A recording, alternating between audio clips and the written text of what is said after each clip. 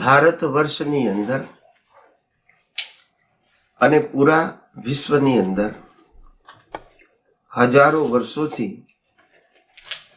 જે આપણી Hindu philosophy, the Hindu way of life, એ અનાદિકાળથી સનાતન સત્યના સિદ્ધાંતો ઉપર જ રચાયેલી છે. અને એ સનાતન સિદ્ધાંતો એટલે જ કુદરતના કાનૂન. એ ક્યારેય બદલાતા નથી, સર્વકાળ માટે એક જ હોય. માણસ એને માને કે ન માને, સમજે કે ના સમજે, એક જ હોય. અને આખા વિશ્વની જે ધાર્મિક ફિલોસોફી જે બ્રાન્ચીસ રૂપે પ્રગટતી છે એને આજે આપણા ધર્મો કહીએ છીએ. એ જ હિન્દુ ધર્મોની બ્રાન્ચીસ, મુસલમાન, ક્રિશ્ચિયન, આ બધા અલગ અલગ પ્રકારના, શીખ, આ બધા બુદ્ધિઝમ, આ બધું એની બ્રાન્ચીસ છે. મેઇન ફિલોસોફી જે હતી તે હિન્દુ ફિલોસોફી હતી. હિન્દુ એ રિલિજિયન નતો. શું નતો? ધર્મ નતો. હિન્દુ એક જીવન જીવવાની એવી પદ્ધતિ હતી કે જેની અંદર ઉત્તમ પ્રકારનું માનવ બનવું અને મહામાનવ બની અને મુક્તિ પણ મેળવી શકો એવી ફિલોસોફી, એને હિન્દુ ફિલોસોફી કહેવાય. અને હિન્દુ ફિલોસોફી એક જ એવી હોય કે જે ફિલોસોફી આખા વિશ્વની અંદર વસુધૈવ કુટુંબકમ માને છે. બીજી કોઈ ફિલોસોફી માનતી નથી, કારણ કે આ ફિલોસોફી જ આખા વિશ્વ માટે હતી. કોઈ એક સમુદાય માટે નથી, આખા વર્લ્ડ માટે હતી. આ ફિલોસોફી જીવો અને જીવવાદોના સિદ્ધાંત ઉપર રચાયેલી છે. અમે પણ જીવીએ અને પ્રત્યેક જીવોને એટલો જ જીવવાનો અધિકાર છે. પછી પશુ, પક્ષી, પ્રાણી, વનસ્પતિ, ગમે તે. અને આ ફિલોસોફી એ કુદરત સાથે જોડાઈ છે, કારણ કે હિન્દુ ફિલોસોફી છે એ કુદરતને શક્તિ રૂપે માને છે. શેના રૂપે માને છે? શક્તિ રૂપે. અને આત્માને સર્વશક્તિ રૂપે માને છે. સર્વશક્તિમાન એ આત્મા. અને આ કુદરત છે એ અલગ અલગ પ્રકારની શક્તિ છે. અને એ શક્તિનું સંચાલન કુદરતનો કાનૂન કરે છે. ઠંડી, ગરમી, વરસાદ, દિવસ રાત, ઉનાળો, શિયાળો, ચોમાસું, ભરતી, ઓટ, એકમથી પૂનમ, અમાસ, કર્મ અને કર્મના ફળ, આ બધાનું મેનેજમેન્ટ કુદરતનો કાનૂન કરે છે. કોઈ ધર્મ, સંપ્રદાય, ગુરુ, ભગવાન કરતા નથી. This is a philosophy. અને આ ફિલોસોફી એ ક્રિયા કરતા મહત્વનું હતું રિસર્ચ. એટલે આપણા ઋષિ મુનિઓ સંશોધન કરતા હતા. બધાને એમ લાગે કે જંગલમાં કેમ રહેતા હતા, આંખો કેમ બંધ કરતા હતા. એ આંખો બંધ કરવું એ મેડિટેશન નહોતું. જંગલોમાં રહેવું એ જીવનનો, પરિવારનો ત્યાગ નહોતો. પણ આ જગતનું જે સંશોધન કરવું છે એમાં મારે સ્થિરતા જોઈએ, એકાંત જોઈએ.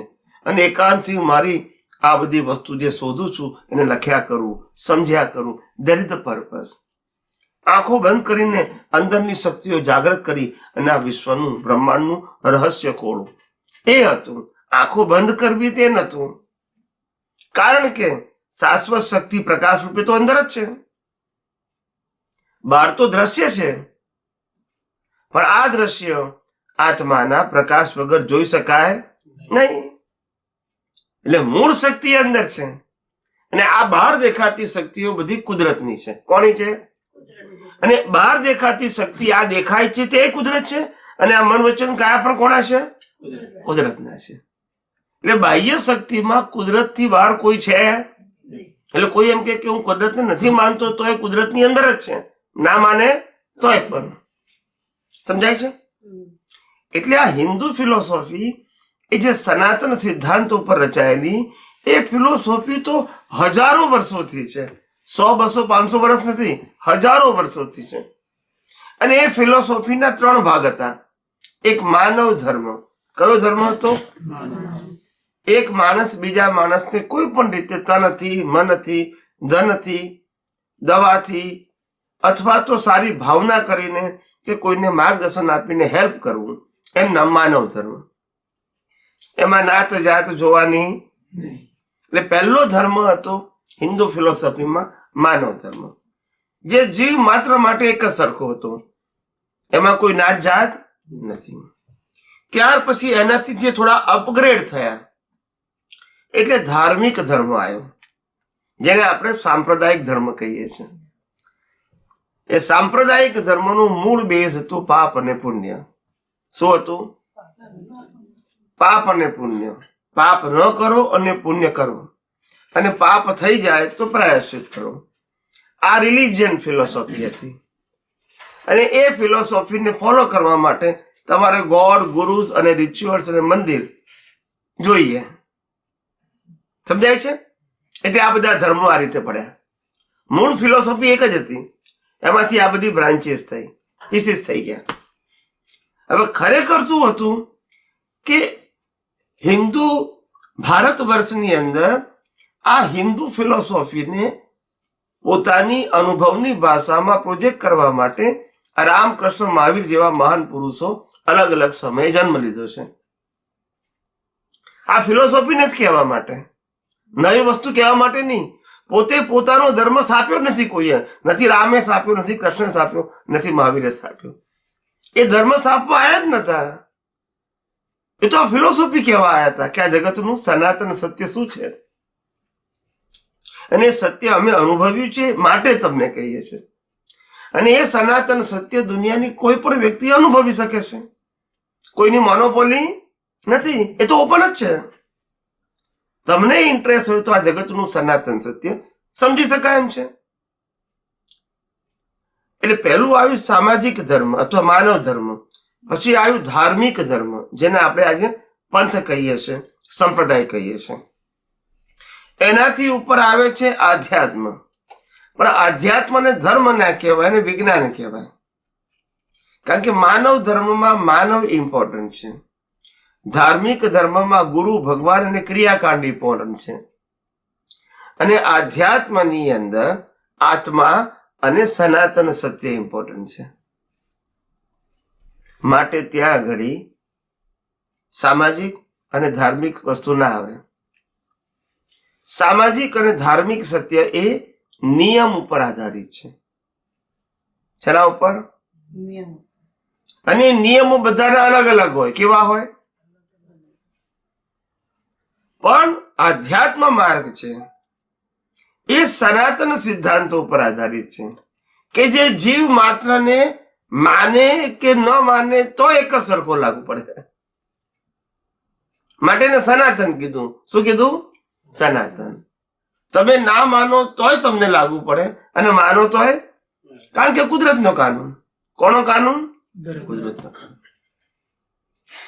એવી આ આધ્યાત્મ જે ફિલોસોફી, જે આપણે સ્પિરિચ્યુઅલ સાયન્સની જે વાત કરવા જઈ રહ્યા છીએ, એ સ્પિરિચ્યુઅલ સાયન્સ એ સનાતન ફિલોસોફી છે. એ કોઈ વ્યક્તિની ફિલોસોફી નથી.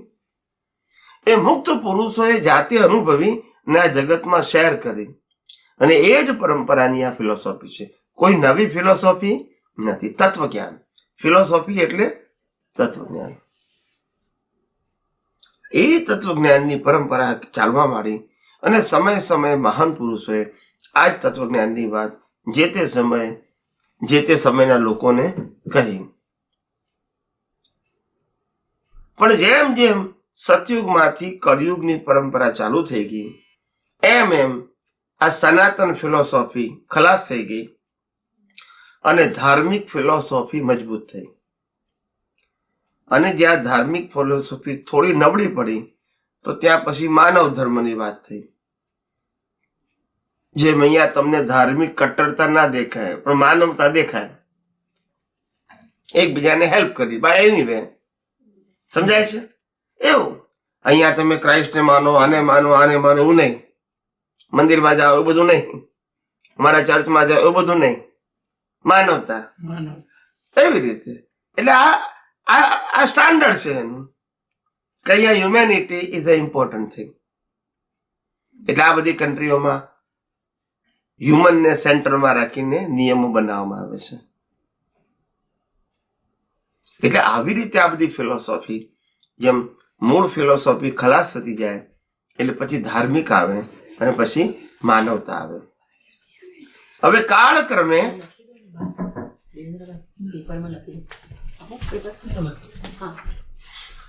કાળક્રમે આ માનવતા જ્યારે ઘટતી જાય માણસમાં, શું થતું જાય? માનવતા, હ્યુમેનિટી માણસમાં ઘટતી જાય, માઇનસ થતી જાય, ત્યારે એ સમયને કળિયુગ કહેવાય. શું કહેવાય? અને એ કળિયુગનો એન્ડ ક્યારે આવે? કે જ્યારે માનવતા લોકોમાં ધીરે ધીરે ખલાસ થવા માંડે, એટલા બધા સેલ્ફિશ થઈ જાય. શું થઈ જાય? જ્યારે માનવતા શૂન્ય થઈ જાય ત્યારે પછી આ કળિયુગ છે એ મહાકળિયુગ આવે, છઠ્ઠો વાળો. સમજાય છે? કે આ ધર્મ બર્મ કશું જ ના હોય, માનવતા ના હોય, ધર્મ ના હોય, આધ્યાત્મ તો હોય જ નહીં. આવી આખી આ ફિલોસોફી છે. એ ફિલોસોફી કાળક્રમે બધી ક્રશ થઈ ગઈ. એટલે આવી આધ્યાત્મ ફિલોસોફી જે ઘણા સમયથી કવર થઈ ગઈ હતી એને હું ખાલી અનકવર કરું છું. આ નવી નથી.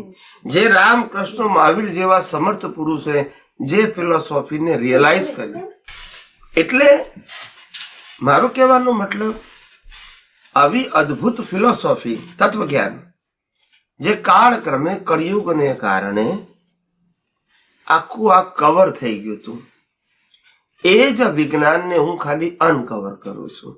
એવું છે કે સનાતનને કોઈ દિવસ ક્રિએટ કરી શકાય નહીં. એ તો હોય જ, ખાલી ઢંકાયું તો એને શું કરીએ છીએ આપણે? ખુલ્લું કરીએ છીએ. નવ બની શકે નહીં. સમજાય છે? નવ ના બની શકે.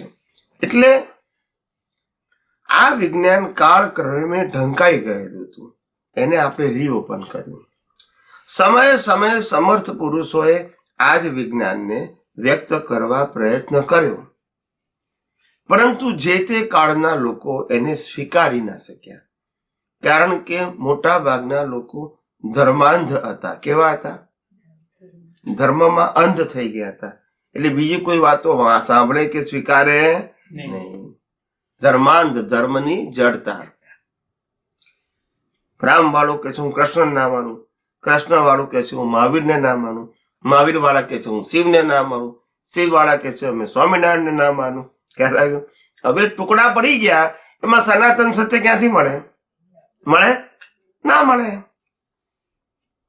તમે સાંપ્રદાયિકના કુંડાળામાંથી ઉપર ના જાઓ તો સનાતન સત્ય ખબર કેવી રીતે પડે?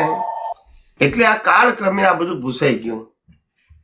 અને મહાન પુરુષો કેવા પ્રયત્ન કર્યો, જેમ કે થોડા સમય પહેલા શ્રીમદ રાજચંદ્ર થઈ ગયા, દાદા ભગવાન થઈ ગયા, એવા રામકૃષ્ણ પરમહંસ, રમણ મહર્ષિ સાઉથમાં થઈ ગયા. આ બધા જ્ઞાની જ હતા, પણ એ જ્ઞાનીઓને લોકોએ એક્સેપ્ટ ના કર્યા, એમની વાતોને.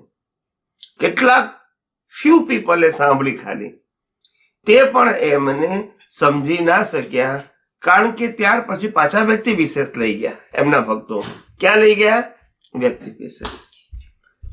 ફિલોસોફી એને કહેવાય કે જે કુદરતના કાનૂન ઉપર આધારિત હોય. ફિલોસોફી વ્યક્તિ ઉપર આધારિત ના હોય. વ્યક્તિ અનુભવીને ખાલી પ્રેઝન્ટ કરે. શું કરે? હા, વ્યક્તિની ઓનરશિપ એવું સ્ટેટમેન્ટ આધ્યાત્મ વિજ્ઞાનમાં ના આવે, અથવા તો સનાતન સત્યમાં. સનાતનનો મતલબ શું? હતું, છે અને રહેશે. તો સનાતન સત્યનો કોઈ મેકર હોય? In a past, in a present or in future હોઈ શકે? ના હોઈ શકે. But when you present the person, philosophy of person, it means it is a relative truth. કોઈ પણ વ્યક્તિની ફિલોસોફી પ્રેઝન્ટ કરો, ઇટ મીન્સ રિલેટિવ સત્ય. અને સનાતન સત્ય હોય તો વ્યક્તિની ના હોય, પણ વ્યક્તિ પોતે અનુભવ કહી શકે. તો રામકૃષ્ણ મહાવીરે પોતે અનુભવ કરીને ફિલોસોફી કીધી. પોતે ક્રિએટર નતા. શું નતા? ક્રિએટર નતા. અને જે તે સમયે પણ બધાએ એમની ફિલોસોફીને માન્ય કરી નથી. સર્વકાળમાં રામ અને કૃષ્ણએ પણ પોતાના આખા જીવનમાં 25 માણસ આગળ ક્યારેય પ્રવચન નથી કર્યું. આખી લાઈફની વાત કરું. આજે ભલે લાખો ને કરોડો લોકો માનતા હોય, જીવતા એમને કોઈ માનતા જ નતા. સમજાય છે? આવું છે. એટલે પણ એમની જે ફિલોસોફી હતી એના ઊંડાણ એવા હતા કે આજે પણ લોકો એને એન કેન પ્રકારે સ્વીકારે છે, જીવતા ભલે ના સ્વીકારે. એટલે આવી રીતે આ આધ્યાત્મ વિજ્ઞાનની જે ફિલોસોફી છે એ સનાતન સત્ય ઉપર આધારિત છે. શેના ઉપર આધારિત છે? સનાતન. અને એ સનાતન સત્ય કાળક્રમે ભૂસાઈ ગયા એટલે પછી આ સાંપ્રદાયિક સત્ય મજબૂત થઈ જાય. અને સાંપ્રદાયિક મજબૂત થાય એટલે પછી કટ્ટરતા આવે, એકબીજાને બિલીવ કરે નહીં. જયારે આપણી ફિલોસોફી મૂળ તો હતી વસુધૈવ કુટુંબકમની, એમાં વિરોધનો તો પ્રશ્ન હતો જ નહીં. પ્રશ્ન જ નતો આપણામાં. મનુષ્યની વાત તો જવા દો, પણ પશુ પક્ષી પ્રાણીને પણ આપણે જીવીએ અને બીજાને પણ જીવવાનો એટલો જ અધિકાર છે. જીવો ઓર જીને દો. અને આપણે આ બધી જ આ જે કુદરત છે જેમાં પહાડ આવે, નદીઓ આવે, પર્વતો આવે, સૂર્ય આવે, ચંદ્ર આવે, વનસ્પતિ આવે, આ બધાની આપણે પૂજા કરતા હતા. This is hour culture. અને માણસોને તો આપણે અતિથિ કહેતા હતા. અતિથિ દેવો ભવ.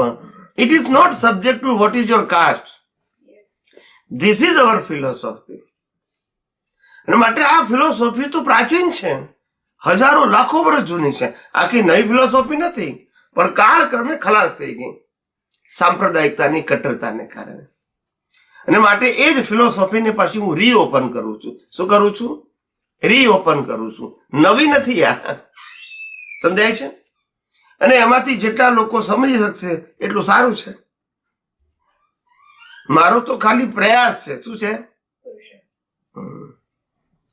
કુદરત અમને જે સંજોગ આપશે એ પ્રમાણે અમે પ્રયાસ કરીશું કે કેટલાક લોકો આ ફિલોસોફીને પામે, આ આધ્યાત્મ વિજ્ઞાનને સમજી શકે કે જે કુદરતના કાનૂન ઉપર આધારિત છે, જે સનાતન સત્ય ઉપર આધારિત છે. અને આ જ ફિલોસોફી બ્રહ્માંડના બધા જ રહસ્યોને ખુલ્લું કરવાનું સામર્થ્ય ધરાવે છે. બધા જ રહસ્યો, બ્રહ્માંડની બધી શક્તિઓને ખુલ્લું કરવાનું સામર્થ્ય આ આધ્યાત્મ વિજ્ઞાન ધરાવે છે. એટલે જેમ જેમ લોકોને સમજાતું જશે, જેમ જેમ લોકો ઉપયોગ કરતા જશે, જેમ જેમ લોકોને અનુભવ થતો જશે, તેમ ખબર પડશે કે આની મહત્તા શું છે. It will take time to understand, but સમજતા થશે તો એને જબરજસ્ત આત્મવિશ્વાસ આવશે, સેલ્ફ કોન્ફિડન્સ. એના જીવનમાંથી ચિંતા ખલાસ થઈ જશે. બટ નેચરલ, કરવી નહીં પડે, કોઈ ચમત્કાર નહીં. અને ભીખ અને ભય ખલાસ થઈ જશે. મૃત્યુનો પણ ભય નહીં રહે, ભીખ નહીં રહે. આ દુનિયામાં કોઈ વસ્તુ કે વ્યક્તિ આપણને કશું આપનાર નથી, કશું લેનાર નથી. માત્ર કર્મના હિસાબો છે. આપે છે તે હિસાબ અને લે છે તે પણ હિસાબ છે. અને આ હિસાબ જો આપણને સમજાય તો પછી રાગદ્વેષ કરવાનું કારણ નથી.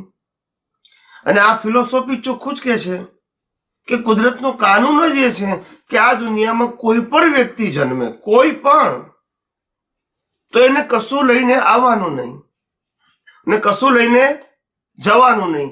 આ નિયમ બધા માટે કેવો છે? ઓલ હ્યુમન માટે સરખો છે ને. માટે કુદરત કહે છે આ દુનિયામાં જે કંઈ પણ દેખાય છે એ બધું મારું હતું, મારું છે અને મારી પાસે જ રહેશે. આ તારું શરીર છે એ પંચભૂતો પણ મારા જ છે. અને તારું શરીર જીવતું રાખવામાં હવા, પાણી, ખોરાક પણ હું જ આપું છું. કુદરત કહે છે. યસ કે નો? યસ કે નો? અને કર્મ ભોગવવાના સંજોગો પણ કુદરત કહે છે હું આપું છું. તને ખબર નથી કે તારા મા બાપ કોણ થવાના છે. યસ કે નો? તારા ભાઈ બહેન કોણ છે તને ખબર નથી. કઈ ધરતીમાં જન્મ થવાનો છે તને ખબર નથી. તને જન્મતાની સાથે કયો ધર્મ મળશે એ પણ તને ખબર, અને તારું મૃત્યુ ક્યારે થવાનું છે એ તને ખબર નથી. કારણ કે કુદરતનો કંટ્રોલ છે. કોનો કંટ્રોલ છે? સમજાય છે? બધું કુદરતી રચના જ છે ને. એટલે વિચાર કરો, કેવું અદ્ભુત વિજ્ઞાન. આ વિજ્ઞાન ઘણા કાળથી ઢંકાઈ ગયેલું. શું થઈ ગયું તું? એને હું ખાલી રીઓપન કરું છું. રામકૃષ્ણ મહાવીરે પણ આ જ વિજ્ઞાન કહેલું, અને અનેક મહાન પુરુષોએ આ જ વિજ્ઞાન કહેવા પ્રયત્ન કરેલો. પણ આ કળિયુગની અંદર લોકો જલ્દી એક્સેપ્ટ ના કરે, કારણ કે ધર્માંધ થઈ ગયા છે. ધર્મમાં કેવા થઈ ગયા છે? અંધ થઈ ગયા છે. અને કુંડાળામાં એટલા મજબૂત થઈ ગયા કે હવે એ લોકોને બહાર નીકળવું બહુ મુશ્કેલ છે. આપણે એમ કહીએ છીએ કે ધર્મનો ત્યાગ કરવાની જરૂર નથી, પણ દ્રષ્ટિ તમારી વિશાળ બનાવો. ધર્મ જે હોય તમારો, કુળ ધર્મ તમારો જે હોય તે યુ ફોલો, બટ વિઝનથી તમે વિશાળ બનો. દ્રષ્ટિથી, સમજાય છે? દ્રષ્ટિથી તો વિશાળ બનો. આપણે રામકૃષ્ણ મહાવીરને માનતા હોય તો ભલે વ્યવહારથી આપણે માનીએ, એમાં વાંધો, પણ દ્રષ્ટિ એટલી વિશાળ બનાવો જેમાં આખું બ્રહ્માંડ સમાઈ જાય, જેમાં કોઈ ભેદ ના હોય, જેમાં કોઈ પક્ષાપક્ષી ના હોય, જેમાં મારું તારું ના હોય, જેમાં જન્મ મરણ ના હોય, જેમાં મેળવવાનું ને ગુમાવવાનું ના હોય, જેમાં ભીખ ના હોય, ભય ના હોય, જેમાં ચિંતા ના હોય, એવું વિઝન તો પ્રાપ્ત કરો. એમાં શું વાંધો છે? સમજાય છે કે નહીં? આ ન મળવાથી આ બધી ઉપાધિ થઈ છે. સામાન્ય માણસ પોતે પોતાની મહેનતનું કરીને ખાય છે, પીવે છે, પરિવાર ચલાવે છે, છતાંય ચિંતાથી જીવે છે, કારણ કે દ્રષ્ટિ સાચી નથી. પ્રશ્ન દ્રષ્ટિનો છે. આથી 50 કે 100 વર્ષ પહેલા જે તકલીફો લોકોને જીવન જીવવા માટે હતી, એમાંની એક પણ તકલીફ અત્યારે નથી. ફૂલ ફેસિલિટી. જે તકલીફો રામકૃષ્ણ મહાવીરને હતી, ખ્યાલ આવ્યો ને, એમાંની 1% અત્યારે નથી. એ લોકોને નતા પાકા રસ્તા, નથી ગાડીઓ, એર કન્ડિશન. ખ્યાલ આવ્યો? એ લોકોના મેલ ખરા, પણ એસી નહીં. વિચાર કરો, માણસો પવન નાખે. સમજાય છે? કેવી મુશ્કેલી. દૂર દૂર જવું હોય તો એ લોકોને શેમાં જવાનું? ઘોડામાં, ઘોડાગાડી, રથ કહેવાતો રથ. આજે તો પ્લેનમાં ફટ લઈને નહીં આવી ગયા. એ સગવડે તે વખતે બધા પાસે કોઈ કા શક્તિશાળી હોય, રાવણ જેવા, એની પાસે આવું હોય પુષ્પક વિમાન. બધા પાસે ના હોય. હોય કે ના હોય? આવું છે. આજે જો સામાન્યમાં સામાન્ય વ્યક્તિઓ ફ્લાઇટમાં બેસીને ગમે ત્યાં જઈ શકે. યસ કે નો? કેવી પુણ્ય. ખાવા પીવાની કોઈ તકલીફ નહીં, પાણી, લાઇટ, બધી ફેસિલિટીઝ છે. ઇવન તો આપણા ઘરમાં જે એપ્લાયન્સીસ છે, એમાંનું એક એપ્લાયન્સીસ કળિયુગમાં નહોતું. એક નહોતું. વિચાર કરો. આજે તો આપણે લાઇટરથી આપણે ગેસ ચાલુ કરી નાખીએ. એ વખતે ગેસ જ નહોતું, લાકડા જ બાળવાના હતા, કારણ કે પદ્ધતિ જ નથી. તો પછી વિચાર કરો, કેટલી ફેસિલિટીઝ અત્યારે છે, પણ માણસ પાસે જે સમજણ જોઈએ એ ખલાસ થઈ ગઈ, કારણ કે અનનેચરલ લાઈફ જીવતો થઈ ગયો. કેવો થઈ ગયો? નેચરલ લાઈફ જીવો તો કોઈ ટેન્શન ના હોય. પ્રશ્ન એ નથી કે તમારું ઘર કેટલું મોટું છે, પ્રશ્ન એ નથી કે તમારા ઘરમાં કેટલી ફેસિલિટીઝ છે, પ્રશ્ન એ નથી કે તમને કેટલું સારું સારું ખાવાનું મળે છે, પ્રશ્ન એ નથી કે તમારી પાસે ગાડીઓ કેટલી છે. પ્રશ્ન એ છે કે તમે કેટલું કુદરતી જીવન જીવો છો. જે કુદરતી જીવન જીવતો હોય માણસ, એની તંદુરસ્તી સારી હોય, શારીરિક, મન પ્રફુલ્લિત હોય, અને એને સાઉન્ડ સ્લીપ આવતી હોય. સમજાય છે? આજે ફાર્મર હોય, ખેડૂત, આખો દિવસ સવારના 4 વાગે ઉઠે અને ખેતરમાં કામ કરે, કુદરત સાથે રહે. કોની સાથે રહે? કુદરત સાથે. ધરતી, માટી, સૂર્ય, આકાશ, કુદરત સાથે રહે. એટલે કુદરત સાથે જીવે. પાણી કુદરતી પીવે, વનસ્પતિ, દૂધ, દહીં, છાશ, રોટલા કુદરતી ખાય, ને ઘસઘસાટ ઊંઘી જાય. નહીં કોઈ ટેન્શન, ઊંઘ સરસ આવે, સમજાય છે? કોઈ ખોટા કામ નહીં કરવાના, ખોટા વિચાર નહીં કરવાના, થોડો સમય મળે તો ભગવાનનું નામ લેવાનું. કેવી અદ્ભુત જીવન પદ્ધતિ હતી, નેચરલ લાઈફ. આજે બધું આર્ટિફિશિયલ થઈ ગયું. કેવું થઈ ગયું? એટલે તમે મકાન $1 મિલિયન, $2 મિલિયન, $3 મિલિયન નું ખરીદી શકો, કેપેસિટી હોય તો, પણ ઊંઘ ના ખરીદી શકો. બોલતા નથી. યસ કે નો? તમે સારામાં સારી વસ્તુ કોસ્ટલી ખાઈ શકો, પણ હેલ્થ ના ખરીદી શકો. બોલતા નથી. ખરીદી શકાય કે લો ભાઈ $1 મિલિયન આપું છું, હવે બીજા મને 100 વર્ષ એક્સચેન્જ કરી આપું, સારું લાઈફ ના બને. એ કુદરતી લાઈફ તમે જે કહો છો એ અને સહજતા, દાદા ભગવાને જે વાત કરી હતી સહજતાની, એમાં શું ડિફરન્સ પડે? આ છે સહજનો મતલબ હતો અને કુદરતી લાઈફનો. આ બેનો ડિફરન્સ શું હતો કે આ કાળમાં સંપૂર્ણપણે કુદરતી લાઈફ જીવન જીવવું શક્ય નથી because of the social environment. પણ સહજ તો જીવો, જે મળે એમાં એડજસ્ટ થાવ. You enjoy your life whatever your situation. આમ નથી ને આમ નથી ને આમ નથી ને ડિમાન્ડ ના હોવી જોઈએ. બસ. અને એડજસ્ટ થતા શીખી જાવ. સહજ એટલે એડજસ્ટ થવું. અથડાવવું ને એ બધું અસહજ કહેવાય. સહજનું બધું ખાવા પીવાથી માંડીને, કપડાથી માંડીને, ઇકોનોમિકથી માંડીને, સોશિયલ લાઈફથી માંડીને, ફેમિલી લાઈફમાં બધામાં એડજસ્ટ જ થવું, નામ સહજ લાઈફ. સહજ એટલે ફરિયાદ ન કરવી, તે ખેંચાતું ના થવી જોઈએ. ફરિયાદ નહીં કરવાની અને કમ્પ્લેન નહીં કરવાની કોઈ જાતની. આમ કેમ આમ કેમ. આ લોકોને વનવાસ થયો રામને તો ફરિયાદ કરી હતી કે ખાવા ક્યારે મળશે, હવે ઊંઘવા ક્યારે મળશે? કઈ જ નહીં. રાજા હતા તોય ફરિયાદ નહીં. પાંડવો ગયા હતા કે નહીં? તોય ફરિયાદ નહીં. કોને ફરિયાદ કરે? સ્વીકારવું જ પડે. આવું હતું. એમ રામ અને કૃષ્ણ ભગવાનને અનેક વખત જંગલોમાં ભટકવું પડ્યું હતું, ભાગવું પડ્યું હતું યુદ્ધ કરતા કરતા. સમજાય છે? બધું થાય તો. પહેલું તો જન્મ્યા જ જેલમાં અને તરત ભાગવું પડ્યું. યસ કે નો? બોલો. જન્મતાની હાથે વિચાર તો કરો કેવું જીવન સાહેબ. પારકા મા બાપ ના ઘેર રહેવાનું કે નહીં? વિચાર કરો. એક જેવી તેવી વસ્તુ છે. એ બધાને સંઘર્ષ આયા હતા, પણ એ લોકો સહજ જીવન જીવ્યા. આવે છે તે સ્વીકારી લો, દુનિયા આ થમશે.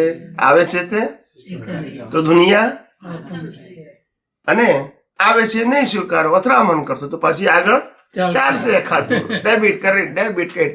હા, પૂછો તમે બેન. હા, પણ અસહજ કરે છે કોણ? હા, How to control that? Yes. અસહજ કોઈ કરતું નથી. અસહજ તમે પ્રકૃતિની વાત કરી, આપણે કીધું સહજ એ આપણું વિઝન હોવું જોઈએ. શું હોવું જોઈએ? મારામારી કરવી એ અસહજ નથી. બધી પરિસ્થિતિઓને પોતાની સમજણથી સ્વીકાર કરવી એને સહજ કહેવાય. એટલે આપણો આ વિષય દ્રષ્ટિનો છે, ક્રિયાનો. Spiritual science is a art of vision. શું કીધું? તમે સાંભળ્યું હશે. Spiritual science is a art of vision. It is not connected with your mind, speech and action. Mind, speech and action is control and govern by the law of nature. પણ એ પ્રકૃતિ તો રોજ આવતી જ હોય છે ને ફાઇલો સાથે. ભલે ના આવે, પણ તમારી દ્રષ્ટિમાં સહજતાનો પ્રશ્ન. તમે સંભાવી નિકાલ ક્યારે કરી શકો? કુદરતી રચના. તો તમારે સંઘર્ષ નથી. બહારનો સંઘર્ષ એ તમારે આધીન નથી, તમારા ગયા અવતારના હિસાબને આધીન છે. રામને વર કરવું પડ્યું, એની મરજી હતી. કૃષ્ણને વર કરાવવું પડ્યું, મરજી હતી. જે વસ્તુ બહારની છે એ આપણા મરજી વિરુદ્ધ છે આજની, તો એમાં તમે શું કરશો? અને પાછું એમાં ઓપ્શન નથી. એ અસહજતા નથી. અસહજતા તમારી દ્રષ્ટિમાં છે. અસહજ તો પ્રકૃતિ જ છે ને. એટલે કીધું કે સહજ અને અસહજ પ્રકૃતિની વાત કરી. એ પ્રકૃતિ આપણે જ્ઞાન દર્શનની કહીએ છીએ, મન વચન કાયાની નહીં. સહજ મન વચન કાયા કોઈના સહજ હોઈ શકે નહીં. આખા દુનિયામાં તમે એક દાખલો આપો કે આ માણસની પ્રકૃતિ સહજ, એક દાખલો આપો. જન્મથી મોત સુધી સહજ હતો, હવે એક દાખલો આપો. નહીં, એવું ના મળે. તો પછી જે વસ્તુ પોસિબલ નથી તો એની વાત કરીને શું કરવાનું? દાદા ભગવાનની તો સહજ દશા હતી. બધા દાદા ભગવાન જાતે બોલ્યા છે, બધાએ જોયેલી છે, તમે જોયેલી છે. પ્રકૃતિ, સાંભળો મારી વાત, પ્રકૃતિ કોઈની સહજ ના હોય. પ્રકૃતિ હંમેશા, સાંભળો મારી વાત, કોઈ પણ વ્યક્તિની પ્રકૃતિ જે ઉકલી રહી છે એ ગયા અવતારના રાગદ્વેષથી કરેલા કર્મોના ફળ રૂપે ઉકલી રહી છે. Am I right or wrong? Am I right or wrong? કોઈ પણ પ્રકૃતિનો બંધ ક્યારે પડે? ક્યાં તો રાગથી, ક્યાં દ્વેષથી. બીજો કોઈ સિદ્ધાંત નથી ને. કોઈ પણ બંધ ક્યારે પડે? ક્યાં તો રાગથી પડે, ક્યાં દ્વેષથી પડે. એ પડેલા બંધ નહીં આખી લાઈફ બને. એ લાઈફ પછી શું થાય? ઉકલે છે. હવે આપણે જે બંધ પડ્યો રાગ દ્વેષથી એ ઉકલે છે. હવે આપણે કે ઉકલવામાં રાગ દ્વેષ ના હોય, કેવી રીતે બને? ઉકલવામાં તો હોય, વીંટાવામાં ના હોય, એ જોઈ લેવાનું. ઉકલવામાં છે કે નહીં મારે જોવું નથી. રામે મારામારી કરી એ મારે નથી જોવું. એનો કોઈ મતલબ નહીં ને એ સહજતાનો. હા, એટલે તમને સમજાવ. પણ તો મોક્ષે ગયા ને પણ રામ, એ સહજ હતા. એટલે જ્ઞાન દર્શન નો પ્રશ્ન આવ્યો. જ્ઞાન દર્શનમાં સહજ હતા માટે ક્યાં ગયા? મોક્ષે ગયા. પ્રકૃતિ સહજ કોઈ હોઈ શકે નહીં, કોઈ ના હોઈ શકે. પ્રકૃતિ સહજ કેવી હોઈ શકે? પ્રકૃતિ પોતાને આધીન છે કે હિસાબને આધીન છે? તો પછી તમારી સહજતાનો મતલબ, માનો કે પ્રકૃતિ સહજ છે તો મતલબ શું? એ પુરુષાર્થ છે? પુરુષાર્થ નથી. તો પછી meaning શું છે? કે ભાઈ બાળકો, નાના બાળકો હોય, બાળ સહજ જે દશા છે. એટલે આધ્યાત્મ માર્ગમાં પુરુષાર્થ શબ્દ, સબ્જેક્ટ ઇઝ ઇમ્પોર્ટન્ટ. અને પુરુષાર્થ શબ્દ એ વિઝન સાથે જોડાયો છે, એક્શન સાથે નથી જોડાયો. બરાબર છે. હવે જો તમે એક્શન સાથે જોડશો તો પછી એને ધર્મ અને સામાજિક કેવું પડે. બરાબર છે. પણ આખું કેટેગરી બદલાઈ જાય. નાના છોકરાની સહજતામાં શું કહેવા માંગુ છું? ઉદય કર્મ. નાના છોકરામાં ઉદય બધા તો ઉદય બાજુ ને સાહેબ, જ્યાં સુધી એની બુદ્ધિ મેચ્યોર થઈ નથી, પરિપક્વ થઈ નથી, ત્યાં સુધી સહજ જ હોય ને. પણ જયારે બુદ્ધિ મેચ્યોર થાય, પરિપક્વ થાય અને પછી જો એને રાગદ્વેષ ન થાય તો એને ખરી સહજતા. રાગદ્વેષ ન થાય એ સહજતા છે. એ જ્ઞાન દર્શન કહેવાય એનું. રાગદ્વેષ ન થાય. રાગદ્વેષ ક્રિયામાં નહીં જોવાના પ્રભુજી. તમે રાગદ્વેષ ક્રિયામાં જોવો છો. રાગદ્વેષ થતા ના હોય તમને તો એનો પડઘો સામે બહાર ના પડે કઈ કોઈ જગ્યાએ. રાગદ્વેષ એટલે શું? પણ સામે ના પડવું એટલે શું? દાખલા તરીકે રામે મારામારી કરી ના કરવી જોઈએ એમ ને? રાગદ્વેષ જ ના થતો હોય તો શું? ના, મારામારી ના કરવી જોઈએ ને. રાગદ્વેષ તો પછી મોક્ષે કેમ ગયા? એ મોક્ષે કેમ ગયા એ તો એમની અલગ વસ્તુ છે. અલગ વસ્તુ નહીં કહેવાય. સિદ્ધાંત બધા માટે જુદો એક સરખો હોય સાહેબ. કોઈ પણ વ્યક્તિ માટે અલગ વસ્તુ. આપણે શું વાત કરીએ છીએ? Law of nature applicable to all for universal truth. બરાબર છે. પછી એમાં વ્યક્તિગત વાત કેવી થાય શકે? આપણે જે વાત કરવી છે પ્રિન્સિપલ નીકળી છે. આજે વ્યક્તિગત વાત કરવા ગયા એટલે સંપ્રદાય ઉભા થયા. એટલે ઉભા થાય ને સંપ્રદાય, કે મારા સંપ્રદાયમાં, પેલું કે મારા સંપ્રદાયમાં, પેલું કે મારા સંપ્રદાયમાં. આ થયું ને. ભેદ કેમ પડ્યા? સનાતન માંથી બહાર નીકળ્યા ત્યારે ભેદ પડ્યા ને. સનાતનમાં તો ભેદ હોય જ નહીં. એટલે પ્રકૃતિ જે છે, પ્રકૃતિ કોઈની પણ સહજ ના હોય અને પ્રકૃતિને સહજ કરી શકાય પણ નહીં. પણ જ્ઞાન દર્શનને સહજ કરો. આ જ્ઞાન દર્શન સહજ થશે તો રાગદ્વેષ થશે. એ તો મુક્તિનો માર્ગ છે. ઉદયને જ્ઞાન દર્શનને કેમ જોડો છો પ્રભુ? ઉદય એ પરિણામ છે.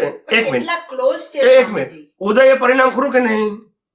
એ બરાબર છે. અને જ્ઞાન દર્શન તમે પુરુષાર્થ કરો કે નહીં? તો પુરુષાર્થ ને પરિણામ એક કેવી રીતે હોઈ શકે? મને કહો. એમાં પુરુષાર્થ ને પરિણામ એક નથી રહેતું. બરાબર છે. ના હોઈ શકે ખરા? ના હોઈ શકે. તો પછી પરિણામ ગયા અવતારના કર્મનું ફળ છે અને પુરુષાર્થ આજનું તમારું જ્ઞાન દર્શન છે. બંને કેવી રીતે હોય? એ બરાબર છે. પણ પ્રકૃતિમાં અસહજતા છે અને તમારે અંદરથી રાગ દ્વેષ વગરના રહી શકો. હા. બરાબર છે. હમ. પણ તો એનું એ તો આવે ને, શું result પણ? તો આવે ને. શું રિઝલ્ટ આવ્યું? જે સાહજિકતા જે આવી જોઈએ પ્રકૃતિની, એ નેક્સ્ટ બર્થમાં આવે ને.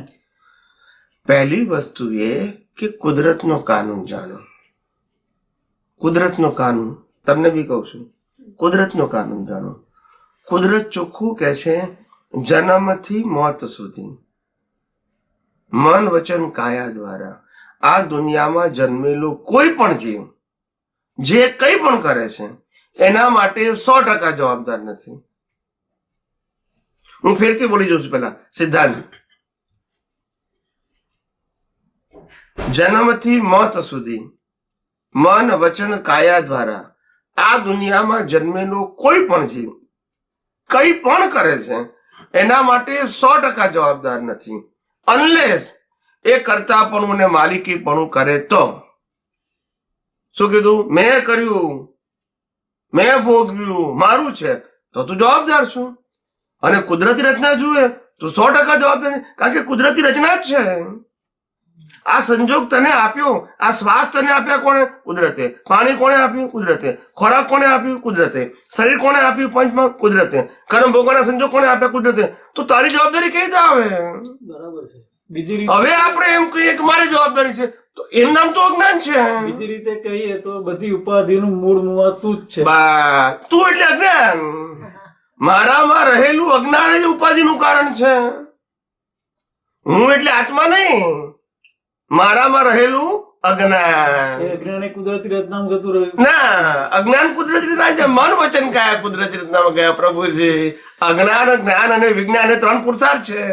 ક્યાં તો અજ્ઞાનનો ઉપયોગ કરો, ક્યાં જ્ઞાનનો ઉપયોગ કરો, ક્યાં વિજ્ઞાનનો ઉપયોગ કરો. આ પુરુષાર્થમાં ગયું. અને મન વચન કાયા તો મિકેનિકલ છે. મન વચન કાયા પરિણામ સ્વરૂપ છે. જ્ઞાન, અજ્ઞાન ને વિજ્ઞાન એ તમારો પુરુષાર્થ છે. જેવું તમારું લેવલ એનો તમે ઉપયોગ કરશો.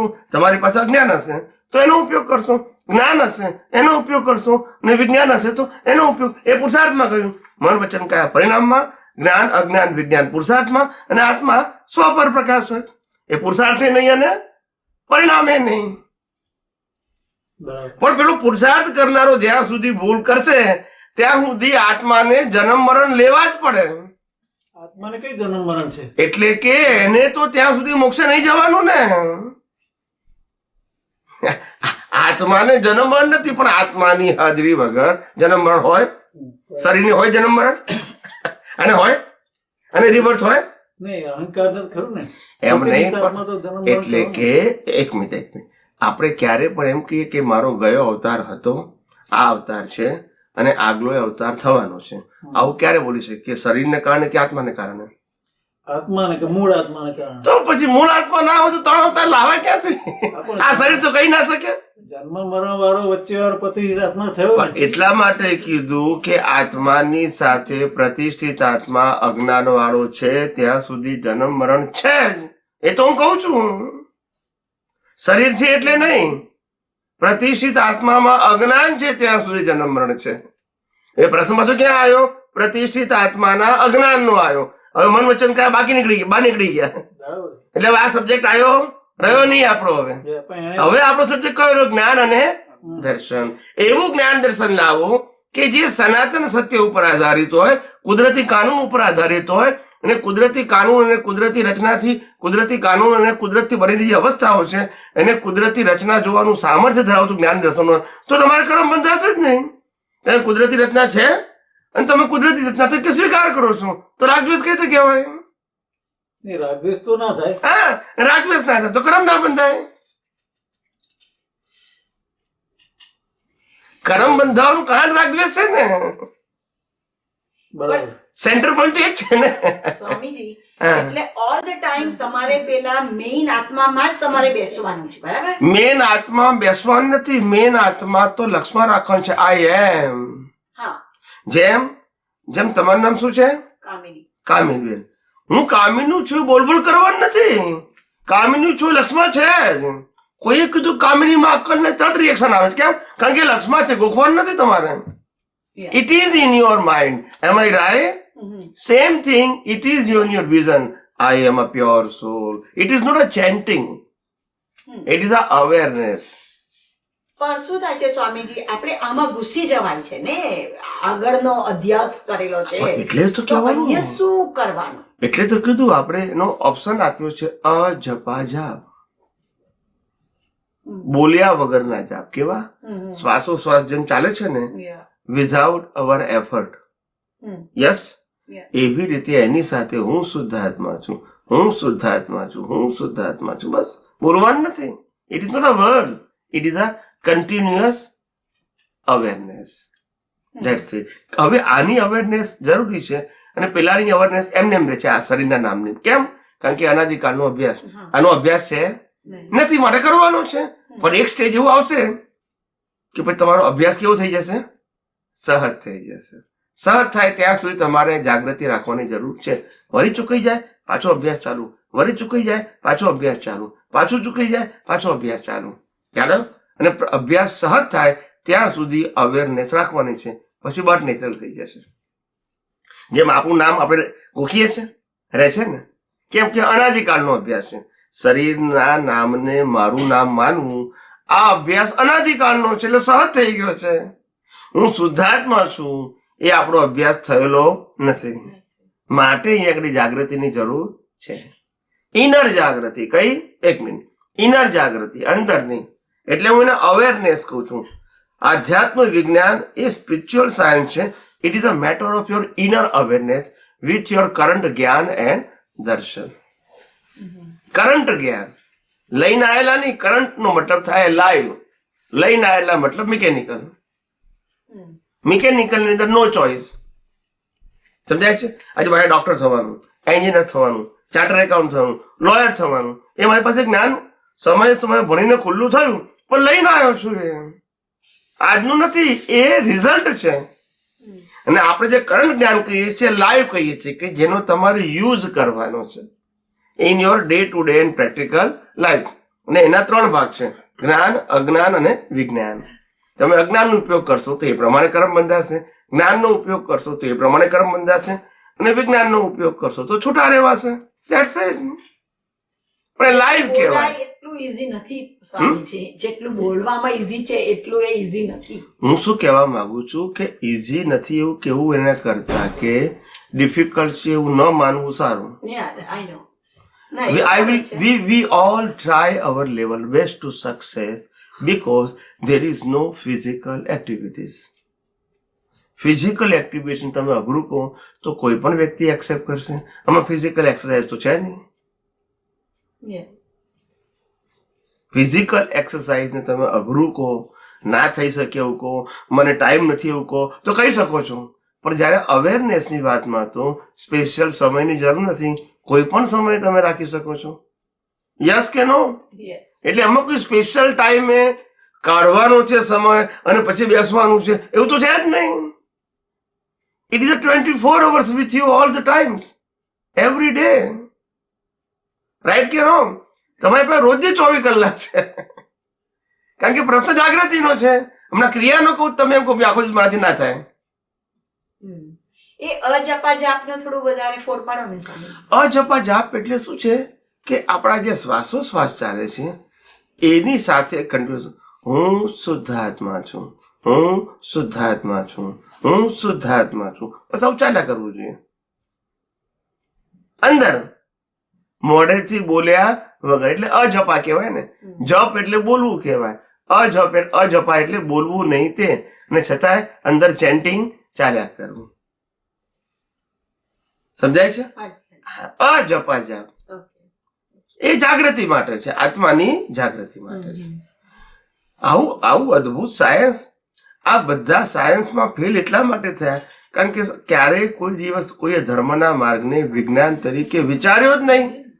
ક્રિયા તરીકે જ વિચાર્યો, પ્રકૃતિથી કરવા તરીકે જ વિચાર્યો. એટલે પછી વિજ્ઞાન કેવી રીતે ખુલ્લું થાય? વિજ્ઞાન એ દ્રષ્ટિનો વિષય છે, મન વચન કાયાનો વિષય નથી. It's a matter of vision. એક બીજો ક્વેશ્ચન રિલેટેડ ટુ ધીસ કે અજપા જાપ તો ચાલો આપણે ચાલુ જ હોય કે હું શુદ્ધાત્મા જ છું, અને આ પ્રકૃતિ આપણને હલાઈ નાખે છે. પ્રકૃતિ એટલી સ્ટ્રોંગ છે, એના બધા કર્મો એટલા સ્ટ્રોંગ લઈને આવેલી છે આ ફાઇલ, અને ઇન્ટરેક્શન વિથ અધર ફાઇલ. તો તો એ પ્રકૃતિને એઝ પર યુ કે એને છોડી જ દેવાની, એને કઈ કરવાનું છે? પ્રકૃતિ આપણા હાથમાં છે જ નહીં. તો પ્રકૃતિનો મતલબ જ એ છે નેચર મેડ. હવે સપોઝ આજે એક અથડામણ કરી, એક મિનિટ, આ ઝાડને પ્રકૃતિ કહેવાય કે ના કહેવાય? કહેવાય. એનો કંટ્રોલર કોણ છે? ના, પણ ઝાડ છે? ઝાડનો કંટ્રોલર ઝાડ છે?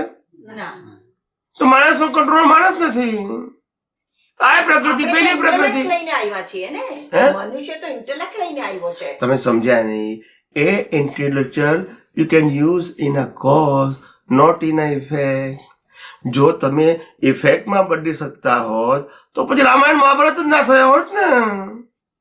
જો હવે બોલતા નથી. હવે એવી જો બુદ્ધિ લઈને આવ્યો આપણી મરજી પ્રમાણે જીવવાની, તો રામાયણ મહાભારતની જરૂર ક્યાં હતી? રામ રાવણને સમજાઈ શક્યા હોત અને કૃષ્ણ દુર્યોધનને સમજાઈ શક્યા હોત. બોલતા નથી. યસ કે નો? એ લોકો બુદ્ધિશાળી નતા?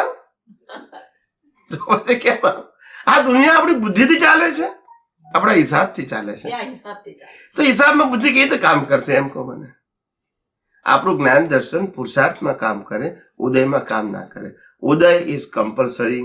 એટલે તો મેં કીધું from birth to death including your mind, speech and action is pre decided any part of the life and any persons of the universe.